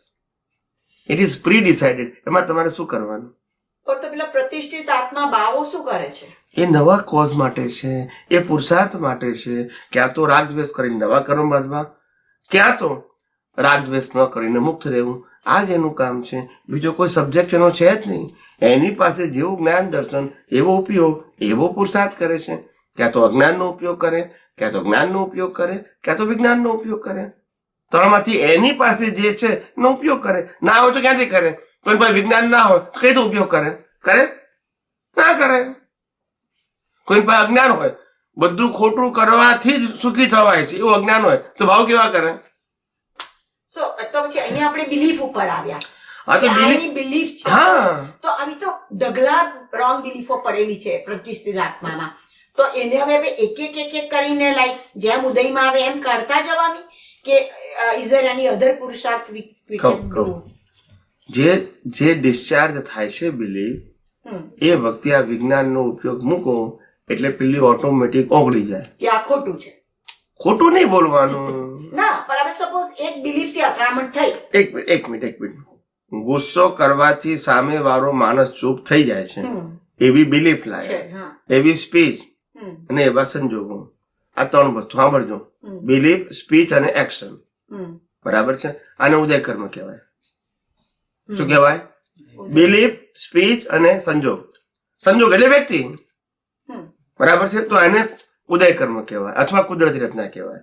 આની ઉપર પ્રતિષ્ઠિત આત્મા છે. એ કે છે કે આ જે બન્યું છે એ કુદરતી રચના છે અને હું શુદ્ધ આત્મા છું. પતી ગયું. તો બિલીફ ઓગળી ગઈ અને સંજોગે પતી ગયો. નો રાગ, નો દ્વેષ, નો carry for the belief two. ના ખ્યાલ આવ્યો? બિલીફ ઓગળી ગઈ અને સંજોગે ઓગળી ગયો. એના ઉપર એ તરફ કોઈ ધ્યાન જ નહીં દેવાનું. એ તો કહું છું, પણ આ એમાં ધ્યાન આપીને તો દશા બેહી ગઈ. આ પ્રકૃતિમાં ઊંડા ઉતરીને દશા બેઠી આપણી. જેનાથી મુક્ત થવાનું, જેને વાળી નાખવાનું, એમાં જ ઊંડા ઉતરવાનું. બોલતા નથી. આ તો મૂર્ખામી હતી આપણી અત્યાર સુધી. આ જ મૂર્ખામી હતી. ધાર્મિક દ્રષ્ટિએ કરેક્ટ હતું. માણસ મરી જાય તો એ રડવું નહીં. આધ્યાત્મિક દ્રષ્ટિએ કરેક્ટ નથી. એમને કીધું કે માણસ મરી જાય તારે રડવું નહીં. હું મારી પોતાની વાત કરું. ના, એટલે બોલ્યા એટલે કહું છું. મારા ફાધર ગુજરી ગયા તો હું રડ્યો નથી 82 માં. હા, મારા ફાધર 86 માં ગુજરી ગયા તોય રડ્યો નથી. ને મારા મધર હમણાં 2015 માં એક્સપાયર થઈ ગયા. મને આંખમાં આંસુ સુદ્ધા આવ્યા નથી. આંસુની વાત તો જોવા દો. ફેસ ઉપર મારા જોઈને કોઈને એવું ના લાગે કે આના મધર આજે ગુજરી ગયા છે. કોઈ વ્યક્તિ પણ નાખે મોઢા ઉપરથી. કારણ કે પ્રિન્સિપલ જીવતા હતા ત્યાં સુધી મધર, જે સમયે શ્વાસ બંધ કરી ગયો પછી મધર નથી, ડેડ બોડી છે, and we have to finish the formality. So there is no feeling is required as a mother. After આત્મા નીકળી ગયો પછી એ ફિલિંગની જરૂર નથી. જીવતા હોય ત્યાં સુધી સેવા કરવી જ જોઈએ આપણે. This our part of our duty. એનું ના નથી કે જીવતા હોય ત્યારે જેવો શ્વાસ બંધ થઈ ગયો, now we finish the formality. No more mother or father or whatever it is. જીવતા હોય ત્યારે સંબંધ હોય. મારા બી સંબંધ હોય. હું એમ કહું કે આ મારા મધર છે તો બાળી શકું? બોલતા નથી. મારે મારા મધરને બાળવા ના હોય તો મધર તરીકે હું બાળી શકું? તો પણ મને ખબર છે આ ડેડ બોડી છે, ડેડ બોડી માટે રડવાનું આપણે? એમ જીવતા હોય ત્યાં સુધી આપણે બધું જ કરવું જોઈએ. મા બાપની સેવા કરવી જોઈએ. એમાં હું ના નથી કહેતો, તનથી મનથી ધનથી જે થાય એ બધું કરવું જોઈએ આપણે. એમાં હું ના કહેતો નથી, પણ મને પછી શું રોવાનું હોય? બરાબર. એક બીજો થોડોક અલગ ક્વેશ્ચન છે. રડે તો વાંધો શું? કુદરતી રચના જ છે ને. ના, તમે સમજ્યા નહીં. એ કુદરતી રડે તો રચના જ છે ને. કુદરતી રચના છે, વાત સાચી. ના રડે તોય કુદરતી રચના છે, સાચી. આની પાછળ હું ખાલી મેસેજ આપવા માંગુ છું કારણ કે કે રડવું એટલે ફિલિંગ. એક મિનિટ, એટલે ફિલિંગ વ્યક્ત કરવી જ્ઞાનમાં જરૂરી નથી. ઉદયમાં હોય તો ભલે રડે. ફિલિંગ તો ઉદયમાં થવાની ને. આપણું એટલે એ કહું છું, પણ ના ફિલિંગ અંદર હોય. બહાર જે છે ને એ ફોર્માલિટી કહેવાય. શું કહેવાય? કેટલાક લોકો દાદા કહે છે કે ભાઈ આપણે કોઈ ઠેકાણે ગયા હોય સ્મશાનમાં અને પેલું દુઃખ ના થતું હોય તો પેલા લોકો છાજિયા લેતા હતા, બરાબર છે. હવે લેવા દેવા ના હોય તોય લે, અને વ્યવહાર કરવો પડે ને શું થાય પડે. આવું છે. એટલે ફોર્માલિટી નો પ્રશ્ન નથી. ફિલિંગ નો મતલબ ટુ એટેચ થઈને કરો એને ફિલિંગ કહેવાય, નહીં તો ફોર્માલિટી કહેવાય. આજે નાટકમાં લોકો હસડે એ શું ફિલિંગ છે? It's a drama. ફિલિંગ એટલે તમે જોડાયા છો, અને ડ્રામાનો મતલબ ઇટ્સ અ મિકેનિકલ. આપણે પૂતગલ તો જોડાયા જ ને. પણ પૂતગલ જોડાય ને મિકેનિકલ કહેવાય પ્રભુજી. મિકેનિકલ માં રડે ખરો ના પણ રડે, ગમે તે કરી શકે. હું શું કઉ છું, આજે અહંકાર કરીને ના રડે એ તો ફરી એ થઈ ગયું પાછું. ના, આમાં અહંકાર શબ્દ વચ્ચે લાવવાનો જ નતો. આમાં એમ કહેવામાં આવે કે આ જાગૃતિ હોય તો આવું હોય ને. અને ઉપરથી કે પાછો હું નતો રડ્યો. હા, ના, એટલે કહેવાનો મતલબ શું છે કે આવા સંજોગોમાં પણ અમને રડવું ના આવ્યું. એની પાછળ અમારી જાગૃતિ શું હતી? That is I explain it. Explain કર્યું મેં કે તમને હું આજે ના રડ્યો, તમને કેમ ના રડ્યા? ભાઈ આ જળ થઈ ગયો છે, એવું થાય કે ના થાય કોઈને? તો એના માટે મેં એક્સપ્લેન કર્યું કે what is the reason behind. Reason is important, action is not important. બરાબર. એની પાછળનું કારણ કે ભાઈ એની પાછળ અમારી ફિલોસોફી શું હતી કે મધર હતા ત્યાં સુધી 2009 થી 2015 સુધી ઘરમાં રહીને સેવા કરી. સત્સંગ બસંગ બધું બંધ કરી નાખ્યું. જેને આવવું એ ઘેર આવ્યું. એટલે એમના માટે વ્યવહારથી લાગણી નથી એ તો પ્રશ્ન છે જ નહીં. પણ શ્વાસ બંધ થઈ ગયા પછી શું કરવાનું આપણે હવે? નાવ વી ફિનિશ ધ ફોર્માલિટી. એમ કહું છું. એ સમજણને કારણે કશું ના થયું. ખ્યાલ આવ્યો? બરાબર. અને એ સમજણે લઈને જ આવેલા, અને એની પર જાગૃતિ બી હતી કે ના સમજણે બરાબર છે, હવે કઈ કરવાની જરૂર પણ નથી. એમ એ કુદરતી રચનામાં ગયું ને બધું. ઓફકોર્સ ઉદય કર્મ કુદરતી રચના છે, એની સામે જ્ઞાન દર્શન છે, એ બીજાને કામ લાગે. ઉદય કર્મ તો ઉદય કર્મ જ છે, પણ એની પાછળ કુદરતી રચનામાં ગયું એવું થયું ને. મતલબ જ્ઞાન દર્શન જે વખતે ઉકલ્યું એ તો કુદરતી રચનામાં ગયું, ઉકલ્યું એ, પણ સામે એ જ જ્ઞાન દર્શન રહ્યું પાછું. વી એક્સેપ્ટ ઇટ કે ધીસ ઇઝ કરેક્ટ. હમણાં શું થાય, ધારો કે મેં બહાર રડ્યો, હવે મારું જ્ઞાન શું હતું કે રડવું જોઈએ, લઈને આવેલું, પણ પછી આજનું શું થઈ ગયું? ના ના, રડવાની જરૂર નથી. તો એ મારો પુરુષાર્થ થયો. અને પેલું શું થઈ ગયું? રડ્યા સાથે બિલીફ હતી, એ ઉદય કર્મ થઈ ગયું. તો ઉદય કર્મમાં ભલે રડે, બિલીફે હોય, પણ જાગૃતિ શું છે? That is important thing. રડે તોય પણ આ જાગૃતિ હોવી જોઈએ. એટલે એને આગળ વધવું હોય તો એમ કહું છું. એટલે આ મેં તમને જે એક્ઝામ્પલ આપ્યું તમને, એ તમને સમજાવવા માટે આપ્યું કે આવી સમજણ હોવી જોઈએ. એમ કહું છું. ઉદય તમારો જે હશે તે, કારણ કે ઉદય આપણે આધીન નથી, પણ ઉદય વખતે સમજણ આવી હોવી જોઈએ. એમ દાદા કે છે એક તો ખોટ ખાઈએ છે, 2 ખોટ ખાવાની પાછી. બહાર જે છે એ તો ફરજિયાત છે. એમ એટલે કે એક તો આપણે જે વ્યક્તિ ગુમાય, પાછું અંદર દુઃખી થવાનું 3 દિવસ તો ખાવાનું નહીં, પછી કે ઉકલતી વખતે ફીલ તો થાય ને, તમે રડતા હોય તો ફીલ તો એ આને થાય ને સાહેબ, એ ફીલ છે ને, તમે જે ફીલ શબ્દ બોલ્યા ને, ફક્ત એ મિકેનિકલ પાર્ટ છે. આધ્યાત્મિક ભાષામાં ફીલ એ લાઈવ પાર્ટ હોવો જોઈએ. કેવું હોવું જોઈએ? મિકેનિકલ પાર્ટ નહીં. આને જે ફીલ થાય છે ને બધું મિકેનિકલ છે. વેદના તો અંદર ફીલ એ બધી વેદના જ છે. હા, પણ એ ફીલ થાય છે ને એ બધું મિકેનિકલ છે. એ ભોગવટો છે તમારો, સફરિંગ. શું કહેવાય એને? ફિલિંગ વગર સફરિંગ કહેતો હોય. તમે એમ કહો કે મારા ફાધરને તાવ આવ્યો છે અને અહીંથી 500 કિલોમીટર દૂર છે, હું મળી શકતો નથી, પણ મને ફિલિંગ તો થાય છે. બરાબર છે? કરેક્ટ? એ ફિલિંગ થાય છે બીકોઝ ઓફ યોર કર્મ. એવા તો કેટલાના ફાધર હશે બીમાર હશે, નહીં હોય? કેમ નથી થતું? It is because your karma connected with, you are connected with your parents as a karma, with karma, correct? So you feel it is okay. પણ કનેક્ટેડ કોણ છે? આત્મા કે શરીર? પછી એને તો જે સેમ ટાઈમે ફીલ થતું હોય પણ વિચાર મનમાં એ મન, બુદ્ધિ, ચિત્ત, અહંક. મેં શું કીધું કે બે પ્રકારના અંતસ્કરણ છે. એક અંતસ્કરણ ડિસ્ચાર્જ છે, જે મન, બુદ્ધિ, ચિત્ત, અહંકાર કે જે આની સાથે સંકળાયું છે, એને તો થાય જ ને. અને એક મન, બુદ્ધિ, ચિત્ત, અહંકાર જે લાઈવ છે, જેમાં પ્રોસેસ થાય છે, એ પ્રોસેસ વાળો જે અંતસ્કરણ છે એ આપણા માટે ઇમ્પોર્ટન્ટ છે.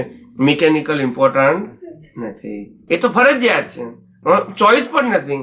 અને એમાં તમે કઈ જ ના કરી શકો. જે ઓટો મોડો એમાં તમે શું કરો? ડિસ્ચાર્જ વાળું આખો પાર્ટ કેવો છે? Auto mode. એમાં તમારું ચાલે જ નહીં. રામે જંગલમાં જઈને સીતે સીતે સીતે બૂમ પાડે કે ના પાડે? એવું. પણ એ કયા રામ? ઉકલતા.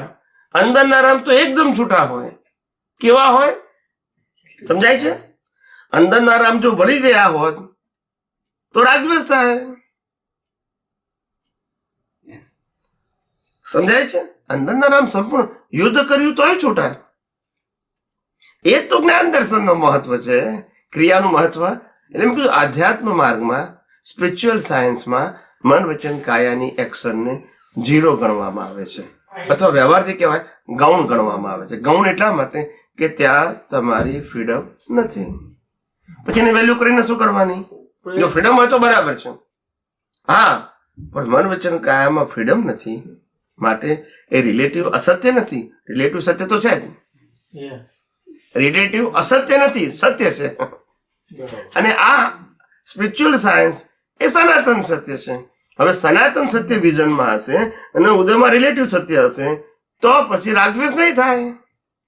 પણ ઉદયમાં રિલેટિવ સત્ય અને તમારી દ્રષ્ટિમાં રિલેટિવ સત્ય, તો રાગદ્વેષ થયા રહેવાના પણ નથી. બીજો કોઈ ઓપ્શન તમારી પાસે નથી. યસ. એટલે મન, વચન, કાયા તો બરાબર સમજાય, એવું થોડું ફીલ પણ થાય. પણ અમને થોડા ચિત્ત ઉપર થોડું ફોર પાડો ને સ્વામીજી. ચિત્ત જે આપણી જાય છે, ચિત્ત વૃત્તિઓ જાય છે, એ બી ચિત્ત બી જ્ઞાન દર્શન જ છે, રાઈટ? સમજાવો.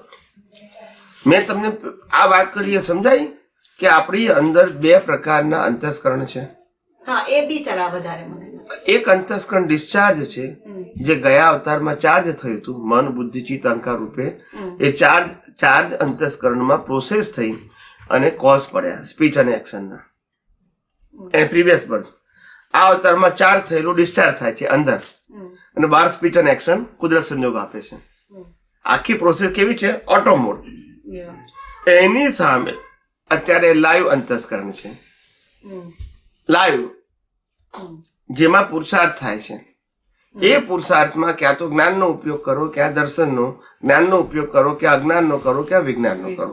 તમારી પાસે છે એનો તમારે ઉપયોગ કરવાનો છે. હવે એ જે જ્ઞાન દર્શન છે તમારી પાસે, એની અંદર મન, બુદ્ધિ, ચિત્ત, અહંકારમાં પ્રોસેસ થાય છે. એમાં ચિત્ત શબ્દ છે. ચિત્ત એટલે જ્ઞાન અને દર્શન. હવે ચિત્તમાં જે જ્ઞાન દર્શન છે કયું છે ઉપયોગ કરવાનું તમારે? તે તો કે ચિત્તમાં જ્ઞાન દર્શનનો ઉપયોગ કરવો છે. એમાં પાછલા અવતારનું ડેવલપમેન્ટ આવશે, વર્તમાન સંજોગ આવશે, અને આ અવતારમાં પ્રાપ્ત થયેલું જ્ઞાન આવશે. આ 3નો ઉપયોગ કરી અને તમે એમાં પ્રોસેસ કરો છો. ખ્યાલ આવ્યો? નવી પ્રોસેસ, જેને કે લાઈવ પ્રોસેસ. પેલામાં મિકેનિકલ છે, એમાં તમારું ચાલવાનું નથી, પણ આ લાઈવ પ્રોસેસ છે. લાઈવ પ્રોસેસમાં તમે કરેક્શન બી કરી શકો. ખ્યાલ આવ્યો? ઇમ્પેક્ટ ઓછી વધતી કરી શકો. કારણ કે this is your exam time. સમજાય છે? એક્ઝામ ટાઈમમાં તમારી પાસે 3 કલાક સુધી શું લખવું શું નહીં એ તમારી પાસે ફ્રીડમ હોય. એમ આઈ રાઈટ? That's it. ને 3 કલાકના કોઈ પણ મિનિટ તમારી પાસે ફ્રીડમ છે. યસ કે નો? કોઈ પણ મિનિટે તમે માનો કે સ્ટાર્ટિંગમાં લખી નાખ્યું ખોટું, પછી હજુ 5 મિનિટ બાકી છે, 2 કલાક ને 55 મિનિટથી હજુ 5 બાકી છે. હવે તમને ખબર પડી કે સ્ટાર્ટિંગમાં દાખલો લખ્યો છે ખોટો છે, ચાકી નાખો ને સાચો લખો. માર્ક મળે કે ના મળે? કારણ કે એક્ઝામ આપી રહ્યા છો. એક્ઝામમાં તો ફ્રીડમ હોય જ ને આપણી પાસે. રિઝલ્ટમાં ફ્રીડમ ના હોય. એટલે લાઈફ એ રિઝલ્ટ છે. શું છે? રિઝલ્ટ છે. હવે જે નવી એક્ઝામ આપો છો મન બુદ્ધિ ચિત્ત અહંકારમાં 3 પ્રોસેસ કરીને, એ પ્રોસેસનું રો મટીરિયલ શું છે? તમારું જ્ઞાન દર્શન. એ જ્ઞાન દર્શન કામ કઈ રીતે કરે છે? Today your intention. કોઈ પણ સંજોગોમાં તમારો આશય શું છે એ આશયની પ્રોસેસ આ અંતસ્કરણમાં થાય છે. સમજાય છે? અને એ અંતસ્કરણની પ્રોસેસનું રિઝલ્ટ શું આવે છે? સ્પીચ અને એક્શનના બીજ. નેક્સ્ટ બર્થમાં આ અંતસ્કરણ અંદર રિઝલ્ટ ઉપર આવે અને સ્પીચ અને એક્શનના સંજોગો કુદરત તમને બહાર આપે છે. એટલે તમારું એ કર્મ શું થઈ જાય? પૂરું થઈ જાય. અહીંનું એક્ઝામ, અહીંયા શું આવી ગઈ? રિઝલ્ટ આવી ગઈ. ખ્યાલ આવી ગયો? હવે આપણે કરેક્શન ક્યાં કરવાનું છે? એક્ઝામમાં કે રિઝલ્ટમાં? એક્ઝામ ક્યાં છે? બહાર કે અંદર? અંદર એટલે કઈ જગ્યાએ? મન બુદ્ધિ ચિત્ત અહંકાર. અને મન બુદ્ધિ ચિત્ત અહંકાર બિહેવ કેવી રીતે કરે છે? જ્ઞાન દર્શન પ્રમાણે. ખ્યાલ આવ્યો? અને જ્ઞાન દર્શન કયા આધારે કામ કરે છે? ઇન્ટેન્શન. તારે સંસારમાં જવું છે કે મોક્ષમાં જવું છે? What is your intention? What is your goal? એ પ્રમાણે કામ કરે ને. સમજાય છે કે નહીં?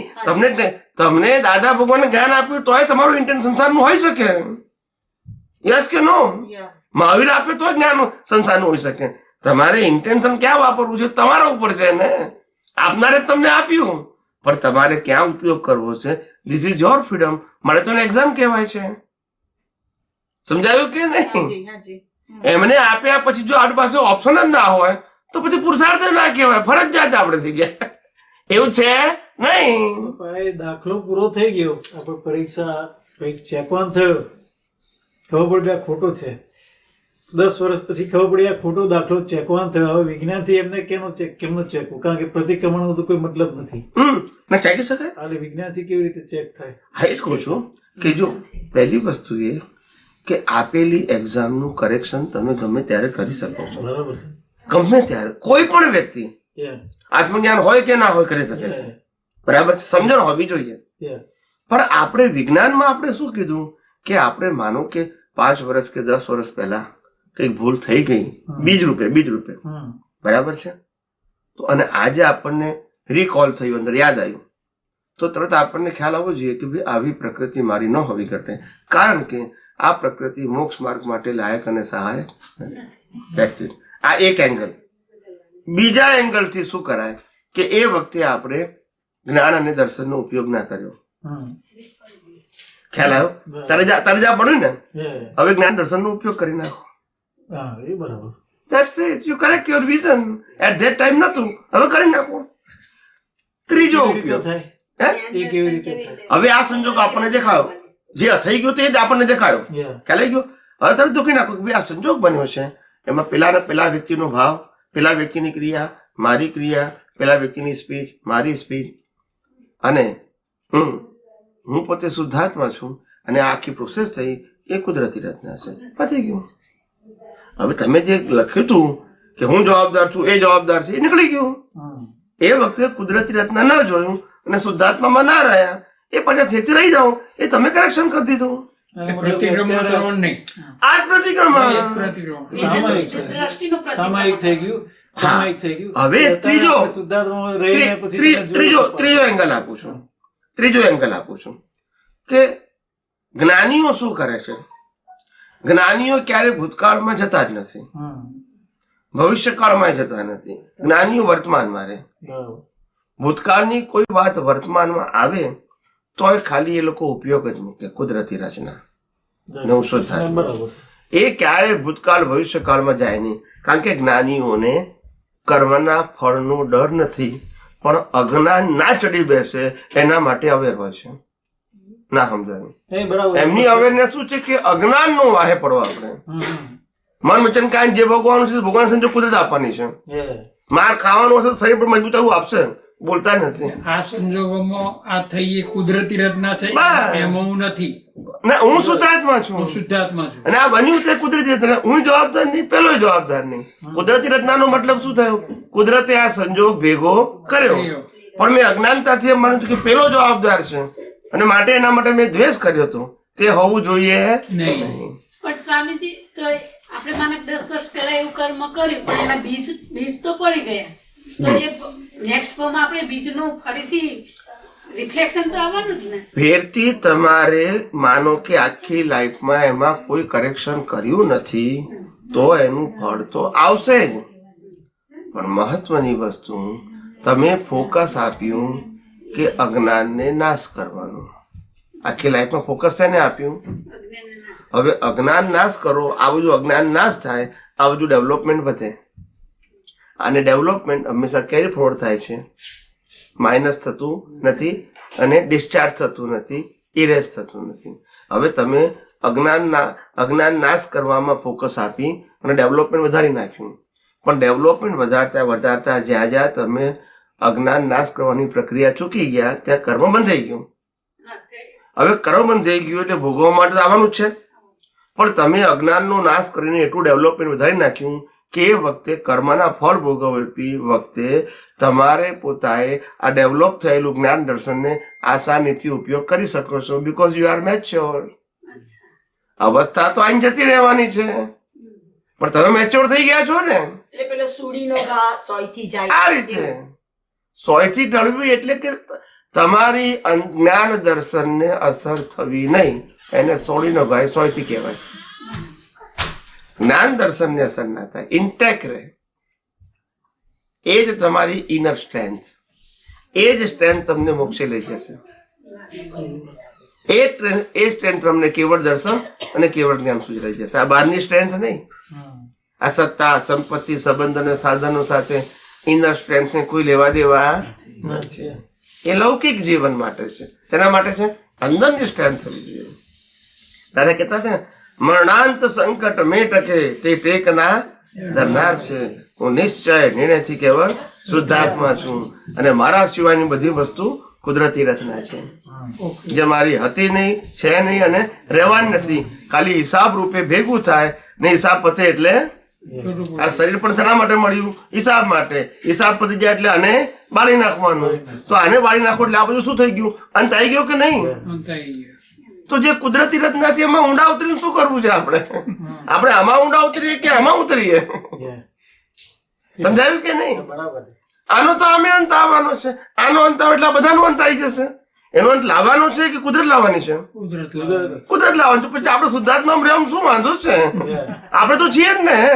આ જન્મે જીવે કે મરે તો આપણે નહીં. આ નતો જન્મે ત્યારે હતું અને આ મર્યા પછી આપણે છીએ. તો આપણે અમારે એવું કે અમારે એવું?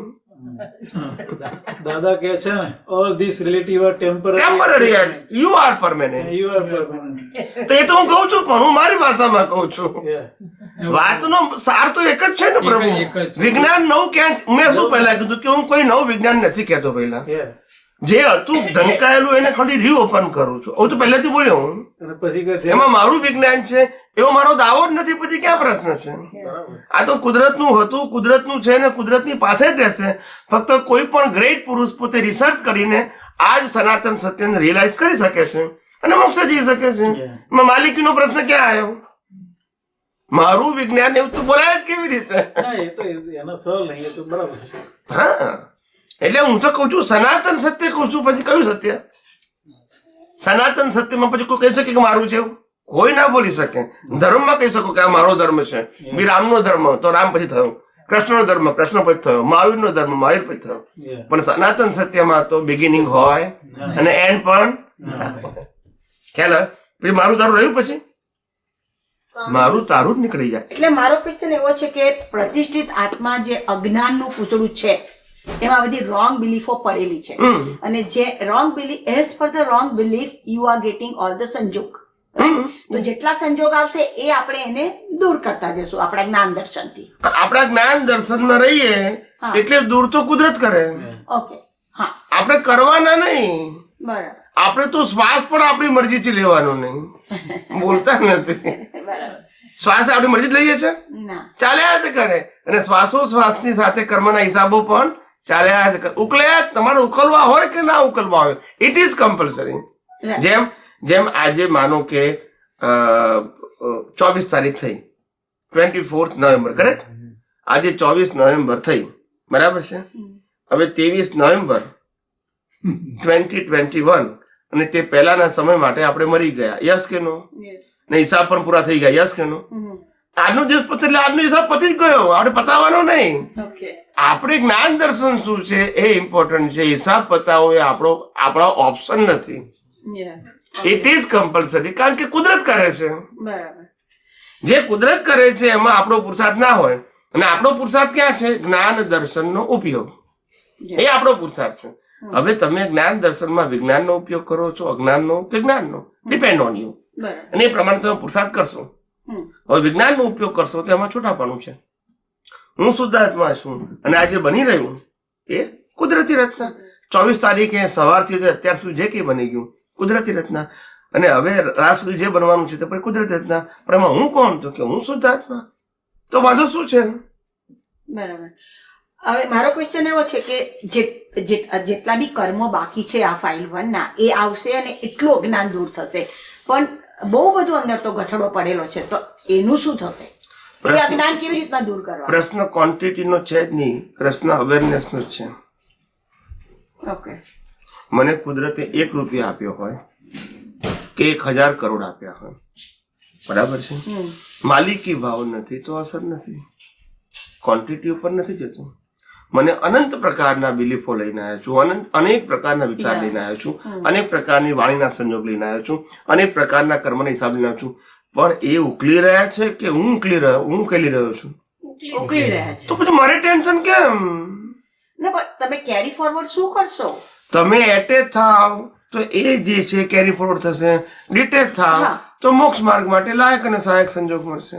બરાબર, પણ બધા જ સંજોગો નથી આવી જતા ને, આ મારો ક્વેશ્ચન છે. બધા સંજોગોમાં તમે નથી રહી શકતા એવી તમે વાત કરો છો, એવું માનવા તૈયાર છું.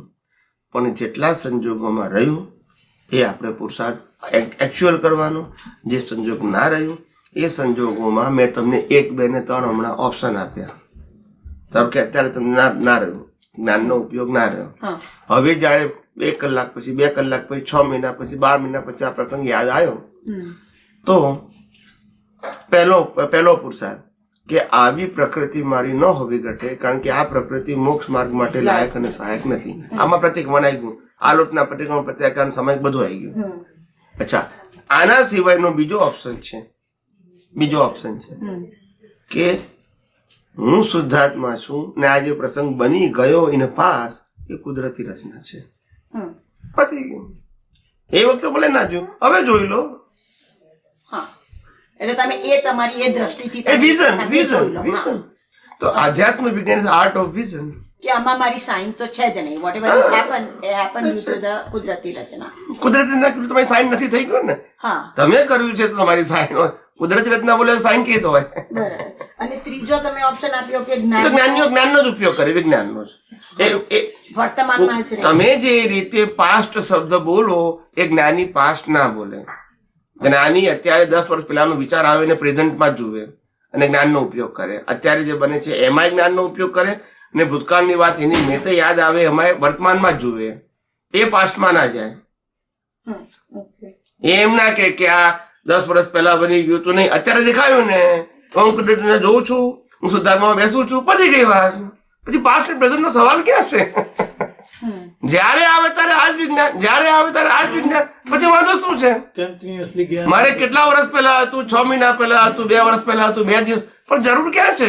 અત્યારે આવ્યું તો વિજ્ઞાનનો ઉપયોગ કોણ ના પાડે છે? પતી ગયું. નો કાઉન્ટિંગ એન્ડ નો કેલ્ક્યુલેશન. કરવાનું જ નહીં આપણે.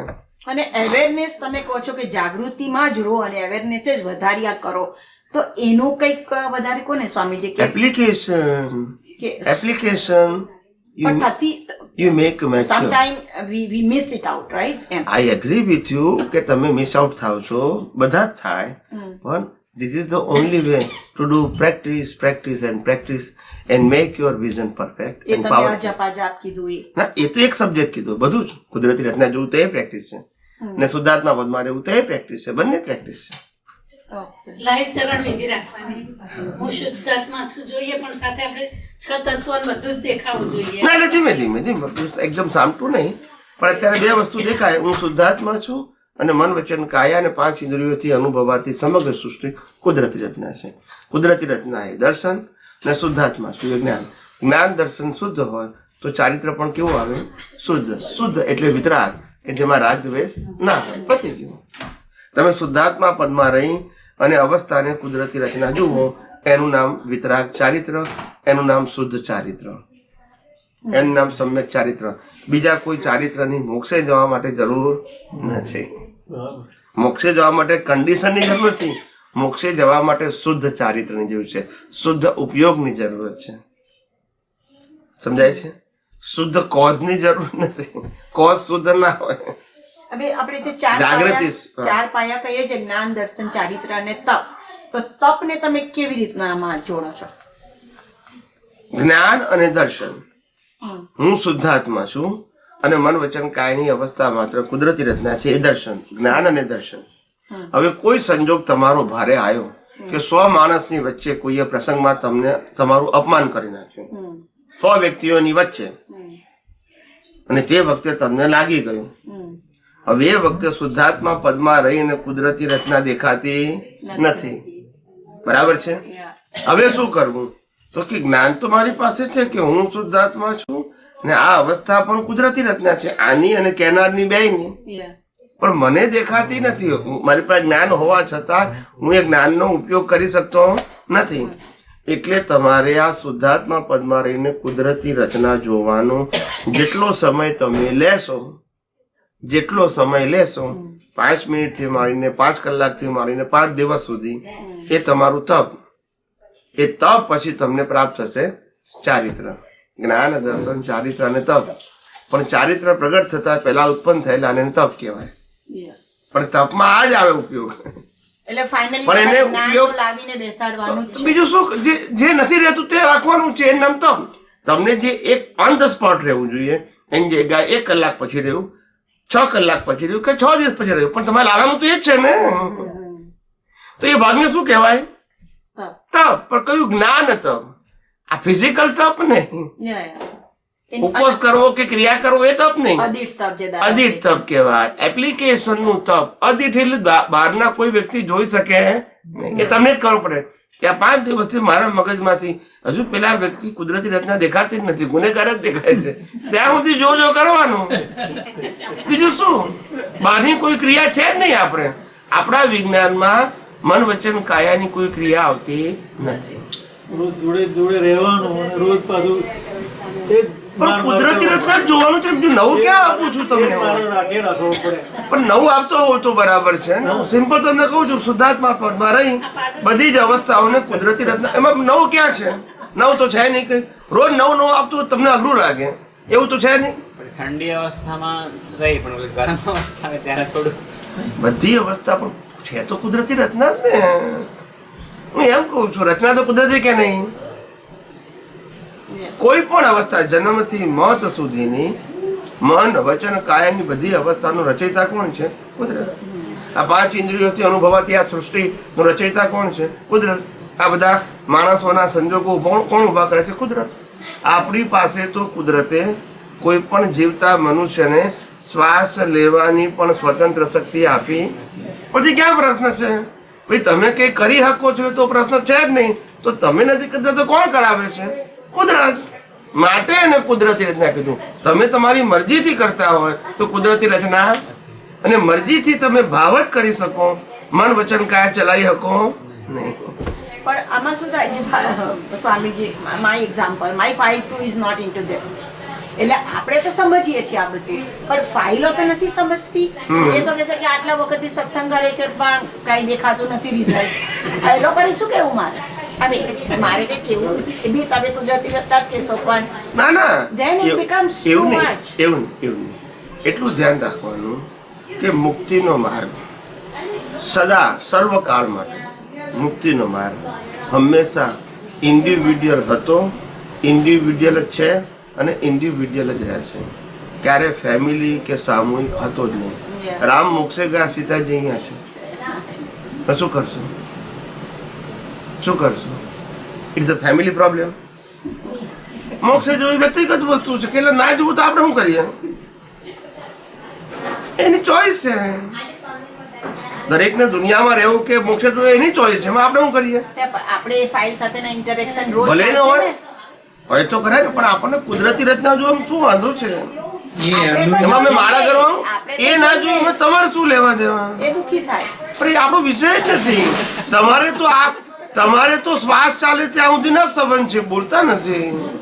જો હવે હસી છે, એ એનુંય નથી ને એ મારુંય નથી. કોઈનું ઉડી ગયો નથી. પછી આ હિસાબથી ભેગા થયા છે, હિસાબ પૂરા થાય એટલે ખ્યાલ આવ્યો. અને ગયા પછી કોઈ કાગળ લખતું નથી, બોલતા નથી કે તું સુખી ચૂકું લખે જ કોઈ કાગળ તો એ નહીં દેવાથી ઉપાધિ કરવાની જરૂર. એટલે બહુ વિચારવાની જરૂર જ નથી. આપણે વિજ્ઞાન, આપણી દ્રષ્ટિ વિજ્ઞાનમય થાય, that is the important thing. સામેવાણી થાય ન થાય એનો વિષય છે, રહેવું ના રહેવું એનો વિષય છે, ઇન્ટરેસ્ટ હોવો ના હોવો એનો વિષય છે. પણ એટલું ધ્યાન રાખજો, તમે જેમ જેમ આ વિજ્ઞાનનો ઉપયોગ કરતા જશો તમારી દ્રષ્ટિમાં સ્થિરતા આવતી જશે. એમ તમારા ફેસ ઉપર પણ ઝડપશે તમારી સ્થિરતા. એ સામેવાળી વ્યક્તિ ફીલ કરશે. જેમ અજ્ઞાનને ફીલ કરે એમ જ્ઞાનને ફીલ કરે કે ના કરે? ભલે એને ખબર ના પડે, પણ there is something you are stable. તમે કંઈક સ્થિર રહો છો એ એને ફીલ થાય. ગમે તે થાય તો અસર થતી નથી, અંદર રિએક્ટ થતું નથી, એના ફેસ ઉપર એક્સપ્રેશન બદલાતા નથી. ખબર પડે ને એની અસર થાય. જ્યારે પછી એ મુશ્કેલીમાં આવશે ત્યારે પછી ખોલશે કે વોટ ઇઝ ધ સોલ્યુશન. આજે ના ખોલે તો કાલે ખોલશે. આપણે શું કરીએ? પણ એ આપણા હાથમાં નથી, પણ એ એના હાથમાં છે. હા, ઓકે. કરવું હોય તો ચાલુ, થોડું કરવું હોય તો કરે છે, પોતે પોતે. આ પાછી બસ 3:30 ક્લોઝ કરી દઈએ. યસ, પૂછવું હોય તો પૂછી લો પ્રશ્ન. ના એટલે જે ચિત્તમાં આપણે જે ચિત્ત વૃત્તિઓ જાય છે સ્વામીજી, એ લાઈવ ચિત્તનું ઇમ્પોર્ટન્ટ છે, ડિસ્ચાર્જ ચિત્તનું ઇમ્પોર્ટન્ટ નથી. એ તો જ્યાં જાય એ જાય. We have no control. Yes, પણ જે લાઈવ ચિત્ત છે એમાં જ્ઞાન દર્શન હોવું જોઈએ. શુદ્ધ જ્ઞાન અને શુદ્ધ દર્શન, દેટ ઇઝ મોસ્ટ ઇમ્પોર્ટન્ટ. એનો જ ઉપયોગ કરવાનો છે. પેલું ચિત્ત ક્યાં ફરે છે જોવાનું નહીં. એ તો દુકાને જઈ આવે, ઘેરે જઈ આવે, બધે જઈ આવે. પણ જ્યારે આપણને પરિણામ વાળું છે. હંમેશા લાઈવ હોય એ ભટકતું નથી, ભટકે છે ડિસ્ચાર્જ. લાઈવ તો એની હાથે ભળી જાય છે. ના સમજાયું? જેમ એન્જિન અને ડબ્બા પાસે ચોઈસ ના હોય ક્યાં જવું છે, બોલતા નથી હોય. એન્જિન જાય ત્યાં જવું જ પડે એને. એવી રીતે જે ડિસ્ચાર્જ ચિત્ત છે એ ફર્યા કરે છે, એન્જિન છે. એમાં લાઈવ ચિત્ત છૂટું પણ રહી શકે અને ડબ્બાની જેમ જોડાઈ શકે. બહુ ઓપ્શન છે એને. જોડાવે તો પછી એની સ્વતંત્રતા રહેતી નથી. પછી એન્જિન જાય ત્યાં જ જવું પડે, એટલે જવાબદાર થઈ જાય. હવે છૂટું રહે તો જવાબદાર નથી. જ્ઞાન ને દર્શન તો લાઈવ ચિત્તમાં જ છે ને. એમાં જ છે ને, પણ તમે જોડી ગયા તો પેલું ચિત્ત તો ડિસ્ચાર્જ છે. આપણે એમાં તમે જોડી ગયા, ધેન યુ આર રિસ્પોન્સિબલ. હા, અને છૂટા રહ્યા તો કોઈ જવાબદારી નથી. હા. યસ કે નો? અને છૂટા રહેવું એ પ્રેક્ટિસ થી આવશે. પ્રેક્ટિસ થી જ આવશે ને. There is the only way. એમાં કોઈ ચમત્કારિક ભાષા જ નથી. વિજ્ઞાનમાં કોઈ ચમત્કારિક વાત ના હોય, કોઈ ચમત્કારિક. આ તો એવું અદ્ભુત વિજ્ઞાન ખુલ્લું થયું છે આ કાળની અંદર. ખરેખર કહું છું કે આ વિજ્ઞાન જે લેવલે ઓપન થયું છે ને, ઓપન થયું છે. વિજ્ઞાન કહેનારા તો ઘણા થઈ ગયા, પણ ના કહી શક્યા કાળને કારણે. ખ્યાલ આવી ગયું? અને મને કુદરતે આ સંજોગો આપ્યા છે એ પણ આશ્ચર્ય છે. બાકી આવું વિજ્ઞાન આ કળિયુગમાં આટલું ઓપન થઈ જ ના શકે. આટલી ફ્રીડમ વાળું તમે દુનિયામાં કોઈ જગ્યાએ જાઓ, કોઈ પણ વ્યક્તિ, કોઈ પણ ધર્મગુરુ વિશ્વનો, any caste and any religion, format વગર વાત જ ના કરી શકે. દુનિયાનો કોઈ પણ ધર્મગુરુ. અરે તમે ધ્યાન કરવા જાઓ તો કે છે આ મારા ગુરુ ને હું શિષ્ય, આ મારા મૂળ ગુરુ, હું તારો અત્યારનો ગુરુ, અને હવે હું કહું એમ પ્રમાણે કરજે. પણ ગુરુ તો હોય જ ફોર્મેટ પાછા. એ બરાબર. અહીં તો એ નહીં, એ તો આખું કુદરતી રચનામાં જ ગયું. એમ નહીં. એટલે હું શું કહું છું કે ધર્મોની વાત જવા તો ધ્યાનમાં ગુરુ શિષ્ય હોય એમ કહું છું. અહીં તો એટલે ફોર્મેટની વાત, ફોર્મેટના સંદર્ભમાં કીધું. અહીં તો એ નથી. અને આપણે જે સાધનોની વાત કરીએ છીએ સ્વામીજી, તો એમાં કયા સાધનો વી કેન યુઝ કે આપણે આપણી સ્થિરતા આપી શકીએ, કે આપણને અવેરનેસમાં રાખી શકીએ, એ કયા સાધનો? હવે સપોઝ ચરણ વિધિ વાંચવી સિમ્પલ કે આરતી કરવી. સિમ્પલ કહું. શ્રીમદ રાજચંદ્રનું સૂત્ર છે, શ્રીમદ રાજચંદ્ર આત્મસિદ્ધિમાં સૌ સાધન બંધન થયા. શું કીધું? તમે સાંભળ્યું હશે. આ ખબર છે. સૌ સાધન બંધન થયા, રહ્યો ન કોઈ ઉપાય. સત સાધન સમજ્યો નહીં, ત્યાં બંધન શું જાય. સત એટલે અવિનાશી, સત્ય નહીં, સત. સત્યાયા. સત્ય એટલે વિનાશી અને વ્યૂ પોઈન્ટ, પણ સત એટલે અવિનાશી અને પરમેનન્ટ. કયું સત સાધન? હું મન વચન કાયથી મુક્ત એવો શુદ્ધ આત્મા છું, અને મન વચન કાયની અવસ્થા માત્ર, એ બંને સત સાધન છે. ખ્યાલ આવ્યો? સત્ય નથી, સત એટલે કાયમ ના એ છે, એ વ્યૂ પોઈન્ટ નથી. એ નહીં માનો તો એ જ છે, એ જ છે. સત સાધન. અને આપણે સત્ય સાધનમાં ગયા. આપણે શું કહીએ? આ ગુરુ વગર, આ ભગવાન વગર જ્ઞાન ના થાય. બસ એ સત્ય સાધન થઈ ગયું. જ્ઞાન જ્ઞાનીના હૃદયમાં છે, અને જ્ઞાન જ્ઞાનીના હૃદયમાંથી બહાર નીકળે ત્યારે એને માર્ગ આપ્યો કહેવાય, અથવા દ્રષ્ટિ આપી કહેવાય. પણ એ જ્ઞાનના જ્ઞાની માલિક ના હોય, અનુભવને પ્રોજેક્ટ કરે છે, પણ એને જે અનુભવ કર્યો છે પાછો સનાતન સિદ્ધ કર્યો છે, એના ઘેરથી લાવ્યો નથી, બોલતા નથી. યસ કે નો? આજે હું કહું મને કેવળ જ્ઞાન થયું, શું દેખાયું? આખું બ્રહ્માંડ. બ્રહ્માંડ મારું છે, મારું છે, તો મને દેખાયું પછી સનાતન સત્ય જ છે ને, બોલતા બધાને નથી. કેમ નહીં દેખાતું? હે? બધાને કેમ નહીં દેખાતું? આટલા બધા દુનિયા કારણ કે આવૃત થયેલું છે ને પ્રભુજી. આવરણો છે, તમે right? કહ્યું એ આવરણો છે તો કોઈ શું કરે? હવે રામને દેખો ને સીતા ના દેખો તો રામ સીતા શું કરે? રામ શું કરે? એ શેના આવરણ છે? અજ્ઞાન ના, રોંગ બિલીફ ના. રોંગ બિલીફ ના તો આવરણ છે સાહેબ. કર્મના ફળને આવરણ કહેવાતું નથી આધ્યાત્મમાં. સાંભળો મારી વાત. તમે જે જન્મથી મોત સુધી મન વચન કાયાથી ભોગવો છો એને આવરણ શબ્દ લાગુ નથી પડતો. એને ઘાતી કર્મ નથી કહેવાતા, અઘાતી કહે છે.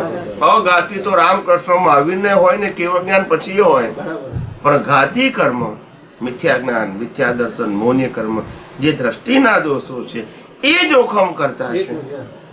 બરાબર? એ બહાર દેખાતા નથી. એને આપણે ઇરેઝ કરવાના છે. એને આપણે શું કરવાના છે? ઇરેઝ કરવાના છે. એને આપણે ડિઝોલ્વ કરવાના છે.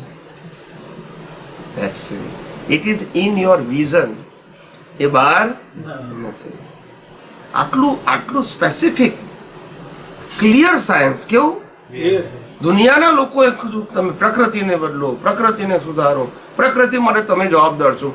હું કોઈ જન્મથી મોત સુધીની મનુષ્યની ક્યાંય એક ક્રિયામાં તમે જવાબદાર નથી. જો છૂટા રહેતા હોય તો ભળી જાઓ તો જવાબદાર છે. યસ કે નો? છૂટા રહેવું મેન છે ને. હા, પણ તને પુરુષાર્થ તો સિમ્પલ જ આપ્યો ને. એવું કીધું કે આટલી આરતી કરવી પડશે, પૂજા કરવી પડશે કીધું.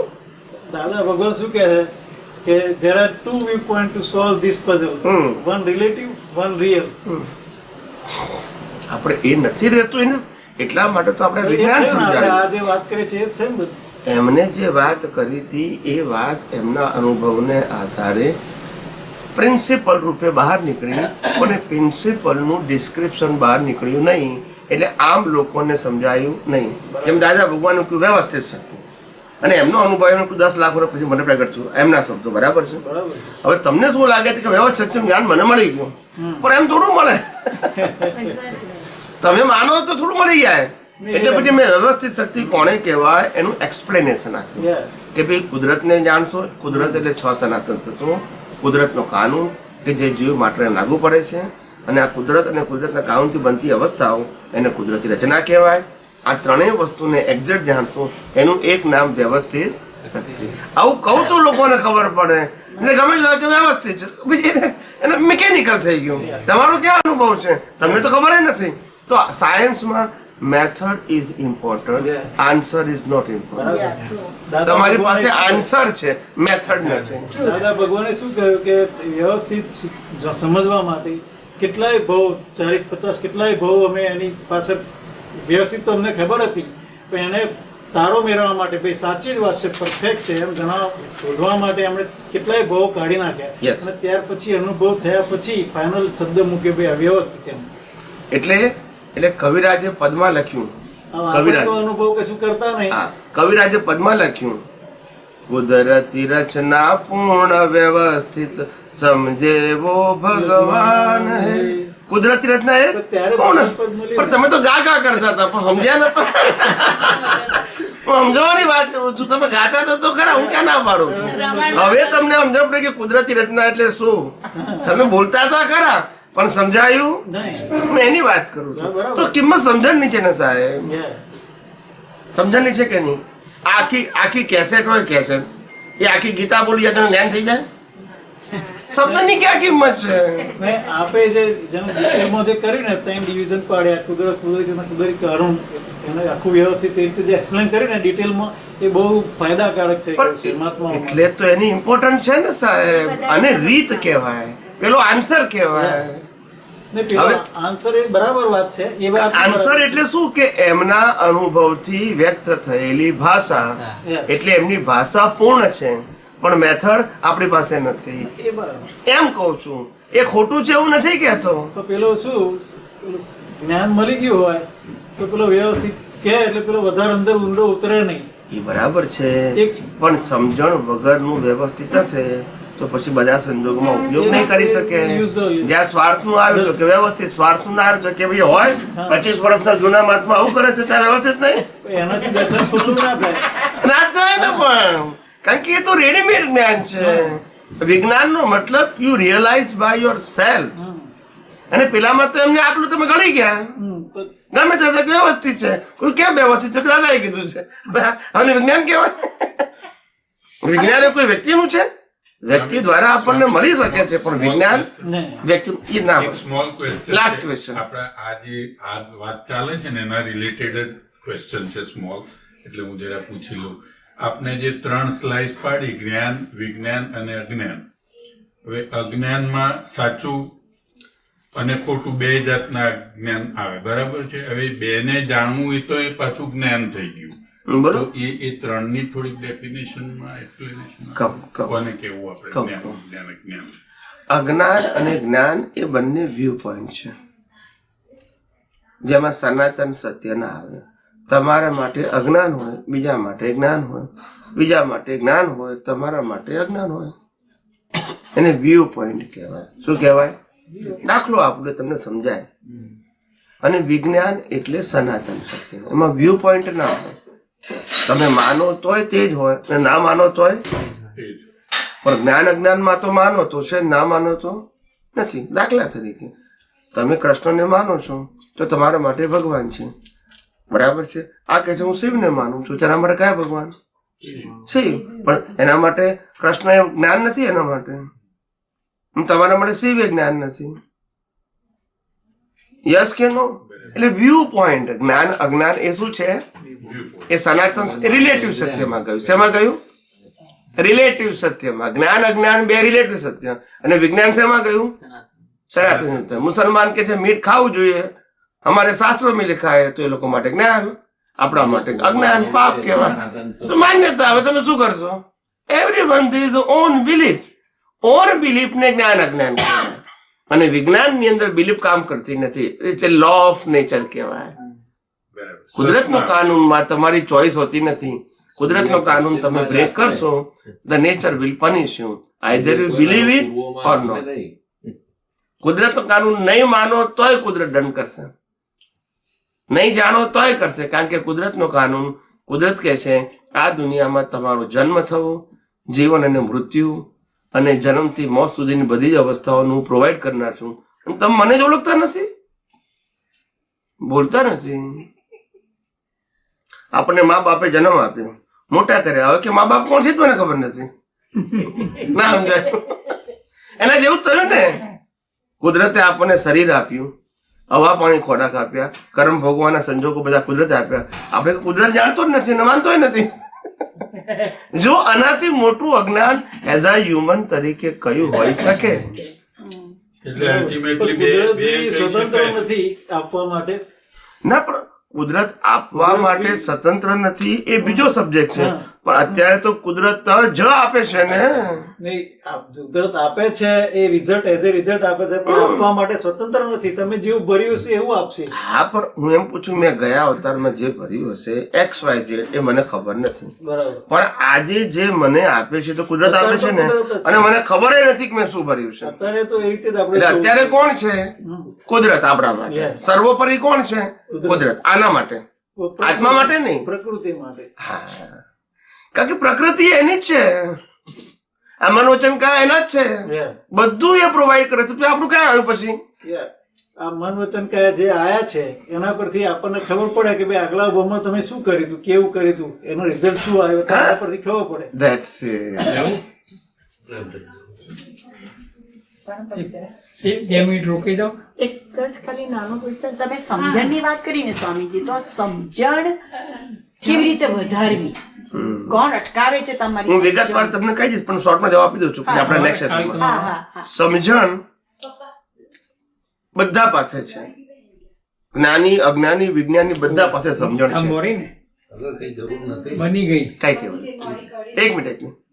સમજણ બધા પાસે છે. આ દુનિયામાં કોઈ પણ મારા પાસે સમજણ ના આવે એવું બને નહીં, પણ સમજણ ભૂલ વગરની થશે તેથી તારો મોક્ષ થશે.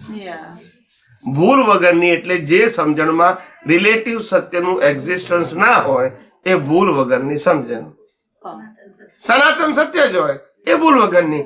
રિલેટિવ સત્ય છે ત્યાં સુધી ભૂલ છે જ, એટલે વ્યૂ પોઈન્ટ. એમ શુભ હોય કે અશુભ હોય પણ વ્યૂ પોઈન્ટ જ છે, અને ત્યાં સુધી તમારે જન્મ મરણ લેવાના છે. જે દિવસે સમજણ ભૂલ વગરની થઈ ગઈ એ દિવસે તારો મોક્ષ થશે. પછી કર્મ બંધાશે. અને ભૂલ વગરની ક્યારે થાય કે તારી સમજણમાં માત્ર સનાતન સત્ય જ હોય, રિલેટિવ સત્ય હોય જ નહીં.